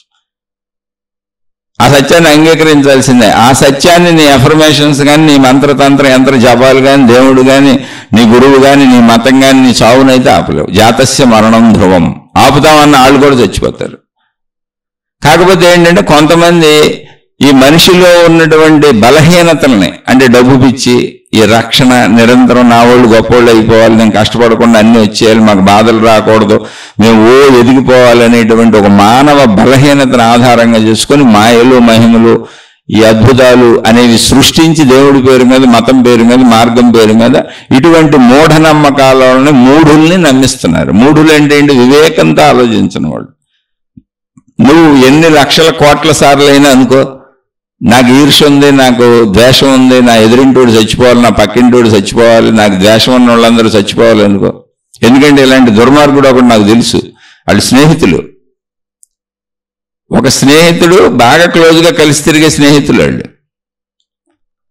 అయితే స్నేహితులు అలా తిరుగుతున్నప్పుడు ఏదో సరదా మాటల్లో మళ్ళీ విభేదాలు కూడా ఉంటాయిగా. స్నేహితులు కలిసి తిరుగుతారు, కానీ అందరికీ లోపల ఈర్ష్యలు, అసూయలు, ద్వేషాలు ఉంటాయి. ఒకరి గురించి ఒకరు చెప్పుకుంటూ ఉంటారు. వాళ్ళు చాలా క్లోజ్ స్నేహితులు. అందులో ఒక దుర్మార్గపు స్నేహితుడు భగవంతుడి చుట్టూ ప్రదక్షిణ చేస్తున్నాడు. ఒక దేవుడి చుట్టూ. ఆ దేవుడి పేరు ఎందుకని పాపం చవట్ల నేను, నాకు తెలిసినోడే, నాకు తెలిసే విషయం. వాడు ఎంత దుర్మార్గుడు, ఎందుకు ప్రదక్షిణ చేస్తాడు? మనం ప్రదక్షిణలు చేస్తుంటే ఏమనుకుంటాం? అమ్మో దైవభక్తి ఎక్కువైపోయింది, బ్రహ్మాండంగా ఉన్నాడు, సద్భావాలతో ప్రదక్షిణలు చేస్తున్నారు అనుకుంటాం. వాడు రోజు ప్రదక్షిణలు చేస్తున్నాడు. 108 ప్రదక్షిణలు ఎప్పటి నుంచో చేస్తున్నాడు, ఎన్నో రోజులు. ఎవరో మామూలుగా ఇంకో స్నేహితుడు అడిగాడు, ఎందుకు ఏంటి రోజు ప్రదక్షిణలు చేసేస్తున్నావు, అన్న మొక్కున్నావా ఏంటని. అవును మొక్కుకున్నాను అన్నాడు. ఆడు 40 రోజులు 50 రోజులు ఎన్నో రోజులు లేదా మండలమో మొక్కుకున్నాడంటే ప్రదక్షిణలు చేస్తున్నాడు. ఎందుకు మొక్కుకున్నావు, ఏంటి మొక్కుకున్నావు అంటే, నా స్నేహితుడు, వాళ్ళు క్లోజ్ స్నేహితులు, ఫలానా నా క్లోజ్ స్నేహితుడు ఆడు నాశనం అయిపోవాలి, ఆడికి క్యాన్సర్ రావాలి, ఆడి చివరిలో క్యాన్సర్ వచ్చి చచ్చిపోవాలి, ఆడు అన్నం తినడానికి కూడా ఇబ్బంది పడాలి అని తిరుగుతున్నాడండి దేవుడి చుట్టూ. ఇలాంటి దరిద్రపు మనస్తత్వం ఉన్నోళ్లే మనం ఏదైనా చేస్తే ఆ రివర్సల్ చేసి ఎదుటోడిగా, అంటే దేవుణ్ణి పూజిస్తే మంచి జరిగినప్పుడు దేవుణ్ణి పూజిస్తే చెడు కూడా చేయొచ్చు కదా అనే దుర్మార్గపు ఆలోచన వాళ్ళకి వస్తుంది. అదే నెగిటివ్ థింకింగ్. అందుకని అలాంటి అఫర్మేషన్స్ ఎలా అవుతాయా? అలా అవనిస్తే విశ్వశక్తి, దైవశక్తి ఉందా అసలు? ఇప్పుడు ఎవరికో చెడు జరగాలని మనం ప్రయత్నిస్తుంటే వాళ్ళకి చెడు జరిగిపోతూ ఉంటే దైవశక్తి ఉన్నట్టేనా, విశ్వశక్తి ఉన్నట్టేనా? అసలు దేవుణ్ణి నమ్మొచ్చా, భగవంతుడిని నమ్మొచ్చా, ప్రకృతి శక్తిని నమ్మొచ్చా, ఆత్మశక్తిని నమ్మొచ్చా, విశ్వశక్తిని నమ్మొచ్చా? ఒక నియంత్రణ, ఒక పద్ధతి, ఒక క్రమశిక్షణ, ఒక ధర్మము, కర్మ సిద్ధాంతం ఇక్కడ ఉందని నమ్మటానికి వీలవుద్దా? అసలు నమ్మకమే ఉండదు. కాదు, అలా చేసిన వాళ్ళందరూ వాళ్ళ కర్మ వాళ్లే అనిపిస్తారు. ఇప్పుడు ఎవరో స్నేహితుడికి క్యాన్సర్ వచ్చేయాలి, ఆడు తిండి తినకుండా పోవాలని వీడు తిరిగాడే మండలం రోజుకు 108, ఆ దరిద్రం వీడికే వస్తుంది. అయితే ఇంకో గమ్మత్తు ఏంటో తెలుసా? అది వీళ్ళ ఇంట్లో రావటం నేను చూశాను. ఎదుటోడికి రావాలని ఎవడు చేశాడో అది వాడింట్లో వాళ్ళకే వచ్చింది. భగవశక్తి ఉంది, ఎఫర్మేషన్ నెరవేరింది. కాకపోతే ఇది ఎదుటోడికి రావాలని చేశాడు, భగవంతుడు వీడింట్లో వాడికే కర్మ ఇచ్చాడు. అంటే నేను ఏదో కావాలని చెప్పట్లేదు అసలు. అలాంటి నెగిటివ్ ఎఫర్మేషన్స్ అవ్వవో, ఇతరులకు హాని చేయాలనుకున్న ఎఫర్మేషన్స్, విజువలైజేషన్స్, మంత్రాలు, జపాలు, తపాలు, యాగాలు ఏమి అవ్వవు. క్షుద్ర పూజలు అని చెబుతా ఉంటారు. క్షుద్రము అంటే నీచము అని, దరిద్రము, చండాలము అని అర్థం. అది ఆ పదం అర్థం. అది అవి పూజలు ఏంటండి? అవి చేసినోడు ఆడే పోతాడు. ఎందుకని? విశ్వశక్తి ఒకటి ఉంది, విశ్వధర్మం ఒకటి ఉంది. యద్భావం తద్భవతి. నీ హృదయ భావం ఏంటో అది నీకే సిద్ధిస్తుంది. నువ్వు ఎదుటోళ్ళందరికీ మంచి జరగాలనుకున్నావు అనుకో, నీకు కూడా మంచి జరుగుద్ది. నువ్వు ఎదుటోళ్ళందరితో మంచిగా ఉన్నావు అనుకో, నీకు కూడా అందరూ మంచిగా ఉంటారు. నువ్వు ఎదుటోళ్ళకి హాని జరగాలని లోపల అనుకుంటున్నావు అనుకో, ఎటువంటి హాని ఎదుటి వాళ్ళకి జరగాలని నీ లోపల నువ్వు భావించుకుంటున్నావో అటువంటి హాని నీ వాళ్ళకి జరుగుద్ది. అంటే నువ్వు దుఃఖపడాలంటే నీకు జరగాల, నీ వాళ్ళకి జరగాల. అది సృష్టి లెక్కేసుకుంటుంది. అందుకని ఎఫర్మేషన్స్ కానీ, మంత్రజపాలు కానీ, విజువలైజేషన్స్ కానీ, సూక్ష్మ శరీర యానాలు కానీ, ధ్యానాలు కానీ, తపస్సులు కానీ, మీరు ఏదైనా చేయండి, దైవీపరంగా కానీ, భౌతికంగా కానీ, సైంటిఫిక్గా కానీ, మీరు అనుకున్నటువంటి సహజమైనటువంటి మంచివే జరుగుతాయి. నాకు 100 కిలోలు బంగారం వచ్చేయాలని ఎఫర్మేషన్ చేసుకుంటే రాదు. లేకపోతే ఎందుకు చక్కగా రోజు ఇంట్లో ఆడవాళ్ళు కూర్చొని భర్తల ఆఫీస్కి వెళ్ళిపోగానే చక్కగా కూర్చొని బంగారం బంగారం బంగారం అని ఎవరికి ఎన్ని కేజీలు కావాలో అన్ని కేజీలు విజువలైజేషన్ చేసేస్తారు, ఎఫర్మేషన్ చేసేస్తారు. మంత్రతంత్రం ఏది చెబితే అది చేసేస్తారు. చేస్తున్నారు. ఇప్పుడు పొద్దున్నే ఒక ఆయన టీవీలోకి వచ్చేస్తాడు, మీరు ఇవాళ ఈ నూనె పోసి ఇన్ని ఒత్తులు వేసి ఈ గుడిలోకి వెళ్ళి ఈ దేవుడి దగ్గర ఈ వైపుగా అంటే ఈ దిక్కున ఈ దీపం వెలిగిస్తే ఆ దీపం కింద ఉప్పు వేస్తే, నువ్వులు వేస్తే, బియ్యం వేస్తే, ఇక రకరకాలు చెబుతాడు. మీకు ఇది వచ్చేస్తుంది అంటాడు. మన వాళ్ళందరూ గుళ్ళకి వెళ్ళిపోతుంటారు ఆ దీపాలు పట్టుకొని. అలా ఎవరి మతంలో వాళ్ళు ఏదో ఒకటి చెబుతానే ఉన్నారు రోజు. ఇలాంటి పుణ్యపురుషులు బోల్డ్ మంది ఉన్నారు. ఈ పుణ్యపురుషులు అంతా ఏమవుతారో కాలంలో భగవంతుడిగా తెలియాలి. వాళ్ళే రాక్షసులు. రావణాసురుడు, నరకాసురుడు, భస్మాసురుడు, హిరణ్యకశిపుడు, వీళ్ళంత చరిత్రలు ఉన్నాయి ఆల్రెడీ. మన బ్రదర్ దుర్యోధనుడు, వీళ్ళందరూ వాళ్ళే ఆ బ్యాచ్ వాళ్ళే. అంటే భక్తి ముసుగులో ప్రజల్ని మభ్యపెట్టి డబ్బు పోగేసుకుంటూ ఉంటారు. ఇటువంటి అఫర్మేషన్స్ అవుతాయి. ఎటువంటి అంటే నీకు ఆదుర్దాలు, భయము, కంగారు కలిగించేది నీ భావజాలమే కనుక, నీ ఊహే కనుక, ఆ ఊహని నువ్వు మార్చుకోవడానికి నువ్వు మంచి ఊహని నీలో ప్రవేశపెట్టుకుంటున్నావు అంతే. అటువంటి సహజత్వాలన్నీ అవుతాయి. నాకు భయం లేదు, నేను చక్కగా బండి జాగ్రత్తగా డ్రైవ్ చేసుకుంటాను, జాగ్రత్తగా నేర్చుకుంటాను, ఎక్కడ పడిపోకుండా తోలుతాను, చక్కగా కొన్ని రోజులు అనుకుంటే తోలుతావు. నాకు భయం లేదు, జాగ్రత్తగా డబ్బుని ఉన్నదాంతో తృప్తిగా ఉండి కొంచెం కొంచెం దాచుకొని జీవితంలో స్థిరపడతాను అంటే ఎందుకు స్థిరపడవు? చక్కగా నువ్వేగా సంపాదించుకునేది. అధిక కోరికలు లేకుండా ఎంత వస్తే అందులో కొంత దాచుకుంటూ మొదలు పెట్టేవానికి ఎందుకు స్థిరపడవు? 100 ఏళ్ల సుదీర్ఘ జీవితంలో మనం దాయటం మొదలు పెడితే రోజుకు 10 రూపాయలు దాయటం ఇప్పటి నుంచి మొదలు పెట్టామనుకోండి, 20 ఏళ్ళకి 21 వాళ్ళకి ఉద్యోగం వచ్చిన కానీ అది కూలి పనికి వెళ్ళిన కానీ రోజుకు 10 రూపాయలు 20 రూపాయలు దాయటం మొదలు పెడితే నీకు 60 ఏళ్ళు వచ్చేటప్పటికి ఎంత అయిపోద్దో చూసుకోదు. 60 70 నువ్వు పని చేయలేని స్థితి వచ్చే రోజుకి నీ జీవితాన్ని ముందుకు తీసుకెళ్ళిపోవడానికి నువ్వు కూర్చొని తినడానికి సరిపోద్ది. అలా నువ్వు ఇప్పుడు ఏదైనా అలాంటి భావాలన్నీ సఫలీకృతం అవుతాయి. నేను నా ఆరోగ్యం జాగ్రత్తగా చూసుకుంటాను, ఆరోగ్యవంతుడిని అవుతాను, అనారోగ్యాలు నేను తెచ్చుకోనంటే అనారోగ్య భావన ముందు మనసులో పుడుతుంది, తర్వాత శరీరం మీదకి వస్తుంది. ఎందుకని అది భయాల్లోంచి ఆదుర్దాల్లోంచి వచ్చింది. అందుకని నా అనారోగ్యం పోతుంది, నేను ఆరోగ్యవంతుడిగా ఉంటాను, ఆరోగ్యవంతురాలుగా ఉంటాను అనండి. ఆరోగ్య మంత్రాలు ఉన్నాయి. సూర్యోపాసన అంటే సూర్య మంత్రం చేస్తే, మృత్యుంజయ మంత్రం చేస్తే ఈ అపమృత్యువులు పోతాయి, ఆరోగ్యాలు వస్తాయని బోర్డులు ఉన్నాయి. అవన్నీ భావజాలం, ఎఫర్మేషనే. నీ భావాన్ని చెప్పుకున్నావు. ఎందుకు భావాన్ని చెప్పుకుంటే ఆరోగ్యం సమకూరుతుంది అంటే ఆరోగ్యం ముందు మనసులో, భావజాలంలో అనారోగ్యం పుట్టుద్ది. అనారోగ్యం ముందు మనసులో పుడుతుంది, తర్వాత శరీరం మీదకి వస్తుంది. శరీరం మీదకి వచ్చినాక అది అనారోగ్యం అని తెలుస్తుంది. డాక్టర్ల చుట్టూ తిరుగుతూ ఉంటాం, తగ్గదు. అప్పుడు భావజాల మార్పు జరిగినప్పుడు ఆటోమేటిక్గా అనారోగ్యం కూడా తగ్గుద్ది. ఇవన్నీ కూడా ఒక సైంటిఫిక్గా సైన్స్ పరంగా సైంటిఫిక్ వెళ్ళేవే, నిజ నిరూపణతో వెళ్ళేవి. ఇందులో అద్భుతాలు ఏం లేవు. ఇంత వివరణగా తెలుసుకున్నప్పుడు మీకు అది అద్భుతంగా అనిపిస్తుంది. ఎప్పుడు గుర్తుపెట్టుకోండి, మీరు నెగిటివిటీ ఏం కోరుకున్నా, మీరు ఎఫర్మేషన్ చేసినా, మంత్రజపమైనా, తంత్రజపమైనా, దైవజపమైనా, గురుజపమైనా ఏదైనా నెగిటివ్ అవ్వదు. ఎదుటి వాళ్ళకే నెగిటివ్లు మీరు చేయలేరు. మీరు ఎవరిని వశీకరణాలు చేసేసుకోలేరు, వశపరుచుకోలేరు. అలాంటివి జరగవు, అద్భుతాలు జరగవు, మహిమలు జరగవు, మాయలు జరగవు. సహజం మీ జీవితంలో జరగవలసినవన్నీ చక్కగా జరుగుతాయి మీరు అనుకుంటే. ఎందుకంటే జరగవేమో అని ఆదుర్దా పడుతుంది మీరు కనుక. కాబట్టి అన్నీ ఆదరించవలసినవే, వాటిని తగుమాత్రంగా చక్కగా మన స్థాయిలో, మన పరిధిలో. ఇప్పుడు నేను మామూలుగా అఫర్మేషన్స్, విజువలైజేషన్స్ అయిపోతాయి అన్నారనుకోండి, ఊరికి అనుకుందాం. మన భారతదేశంలో టాప్ మోస్ట్ అపర కుబేరులు ముఖేష్ అంబానీ గారు, అదానీ గారు, ఇలా కొంతమంది ఉన్నారు. ఇప్పుడు నేను ఒక అదానీ అయిపోవాలి, నేను ఒక ముఖేష్ అంబానీ అయిపోవాలి అంటే వాళ్ళని దాటిపోవాలి నేను అని ఒక సామాన్యమైనటువంటి కూలీ లేదా ఒక సామాన్యమైన ఉద్యోగస్తుడు, ఒక సామాన్యమైనటువంటి మనిషి రోజుకు 1000 రూపాయలు, ఒక 500 సంపాదించుకుని కూడా కూర్చొని అఫర్మేషన్ చేసేసి మంత్రజపాలు చేసి, తంత్రజపాలు చేసి, తాళ్ళు కట్టుకొని, తాయెత్తులు కట్టుకొని, గురువులు చెప్పినవన్నీ చేసేసి, యజ్ఞయాగాదులు చేసేసి, అనేక మతాల్లో ఏం చెబుతాయి అన్నీ చేసేస్తే ముఖేష్ అంబానీ అయిపోతాడా? ఆయన దాటేస్తాడా? అదానీ గారు అయిపోతాడా? ఆయన దాటేస్తాడా? అలా ఎందుకు అవుతాయి? లా ఆఫ్ అట్రాక్షన్ పనిచేసేస్తుంది అక్కడ కాదు. సహజత్వానికి నీ మనసులో నువ్వు పడేటువంటి భయాలను ఆందోళనలను పోగొట్టడానికి అనాదిగా వస్తున్నటువంటిది భక్తి మార్గం. పూర్వ మహర్షులు ఆలంబనగా ఒక భగవంతుణ్ణి భక్తిని తీసుకున్నారు. ఎందుకని? ఆ ఆలంబనతో నీ మనసుని సద్భావాలతో నింపుకుంటావని. దానికి ఆధారమైనటువంటి శాంతి మంత్రాలు, మామూలు మంత్రాలు ఏం లేదు. మంత్రాలు అంటే దేవుడి పేర్లు లేదా మంచి వాక్యములు, వాటి మీనింగ్ మంచిగా ఉంటుంది అంతే. అవే ఇప్పుడు అఫర్మేషన్స్. వాటిని సంస్కృతంలో తయారు చేశారు. ఇప్పుడు వీళ్ళు తెలుగు భాషలో అనుకోమని చెబుతున్నారు. అన్నీ ఒకటే. అది నీ మనసుకు పనికొచ్చేలా, నీ భావాన్ని మార్పు చేసేలా, నీలో నెగిటివిటీని పోగొట్టి నీలో పాజిటివిటీని పెంచేలా.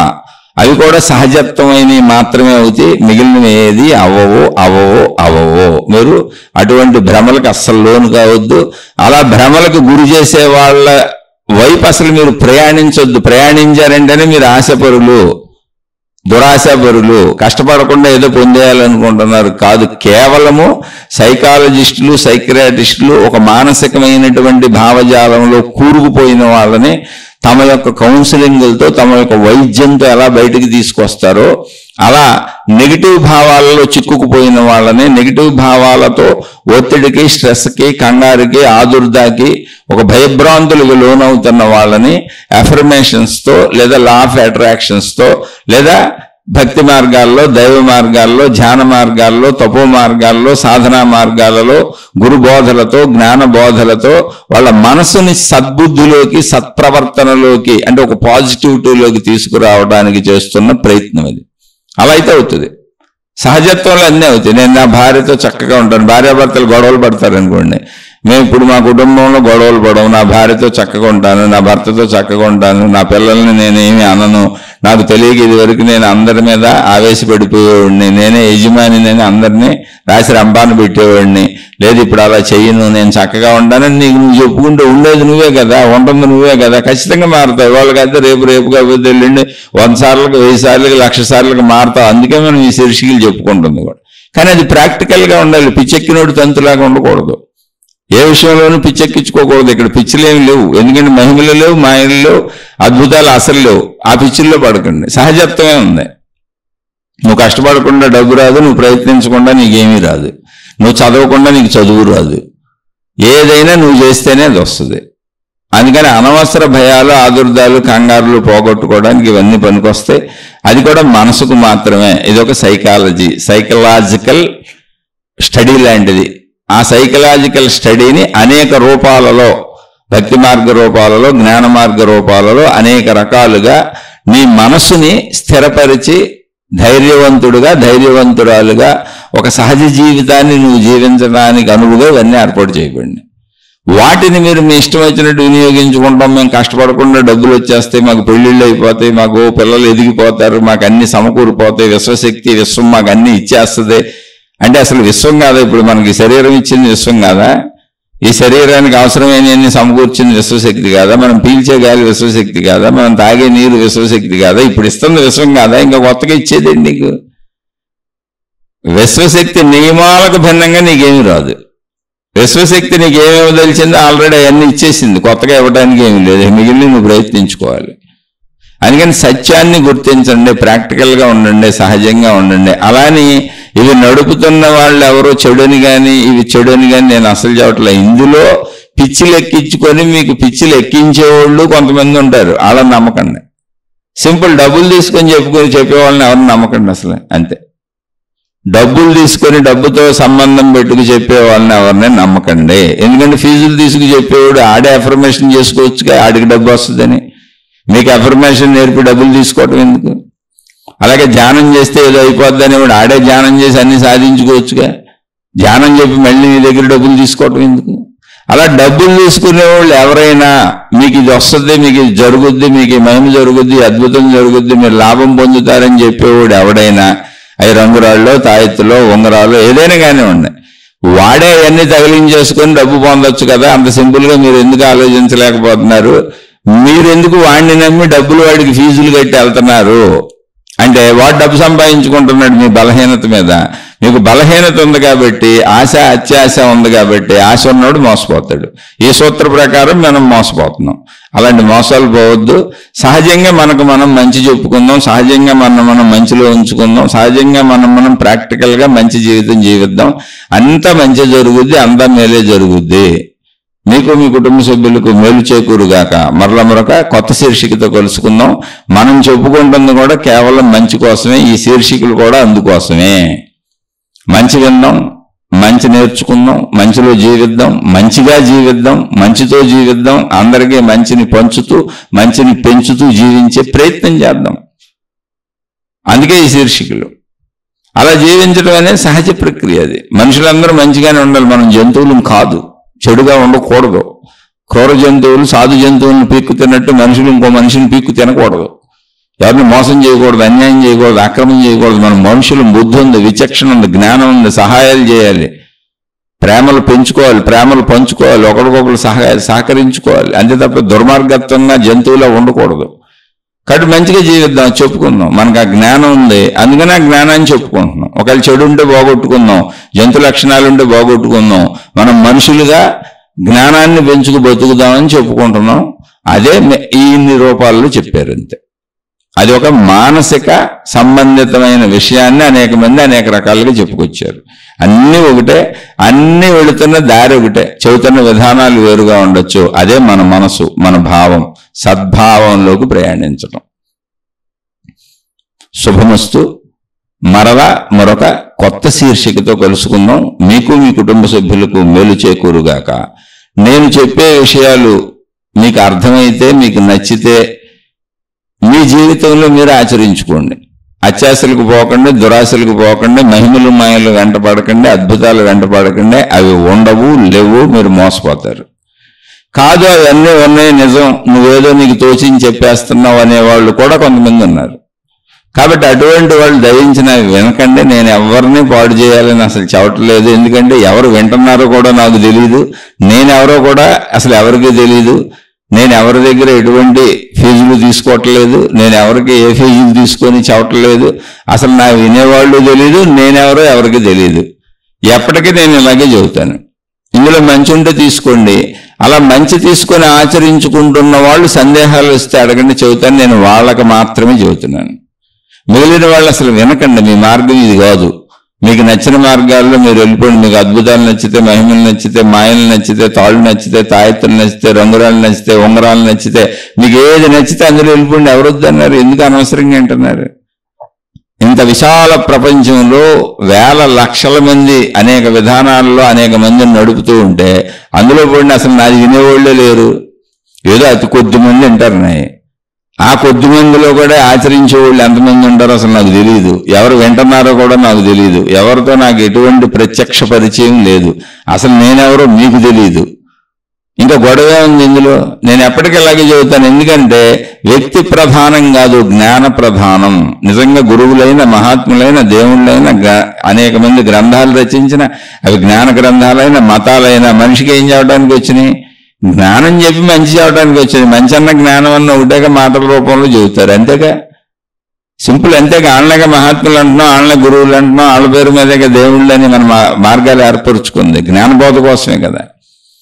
ఒకవేళ ఇందులో బాగుండి జ్ఞానం ఉంటే తీసుకోండి, లేకపోతే వదిలేసేయండి. వ్యక్తితో ఏముంది అక్కడ? అసలు వ్యక్తితో అవసరమే లేదు. లేదు ఈ జ్ఞానం మీకు సూట్ కాలేదు, మీకు మహిమల జ్ఞానం, మాయల జ్ఞానం, మీకు ఇంకేదో జ్ఞానం కావాలి, బోల్డ్ మార్గాలను చక్కగా వెళ్ళిపోండి.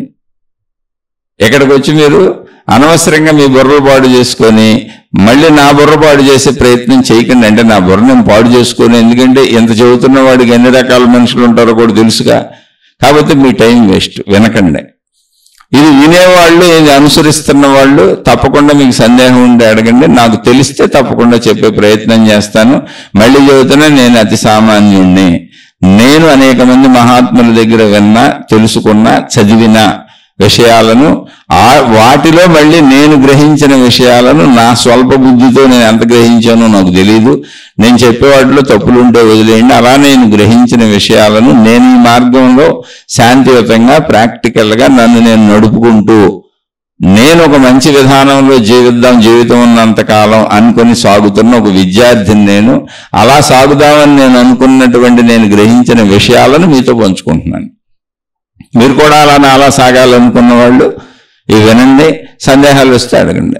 లేదు మాకు వేరే మార్గాలు ఇష్టమంటే నేనే చెబుతున్నా, చక్కగా వేరే మార్గాలకు వెళ్ళిపోండి. నేను సామాన్యుడిని, వాళ్ళంతా అద్భుతమూర్తులై ఉండొచ్చు, ఎంతో మంది మహనీయులు ఉన్నారు, ఎన్నో మార్గాలు ఉన్నాయి, ఎంతో గొప్పవాళ్ళు ఉన్నారు, ఎంతెంతో గొప్పవాళ్ళు ఉన్నారు.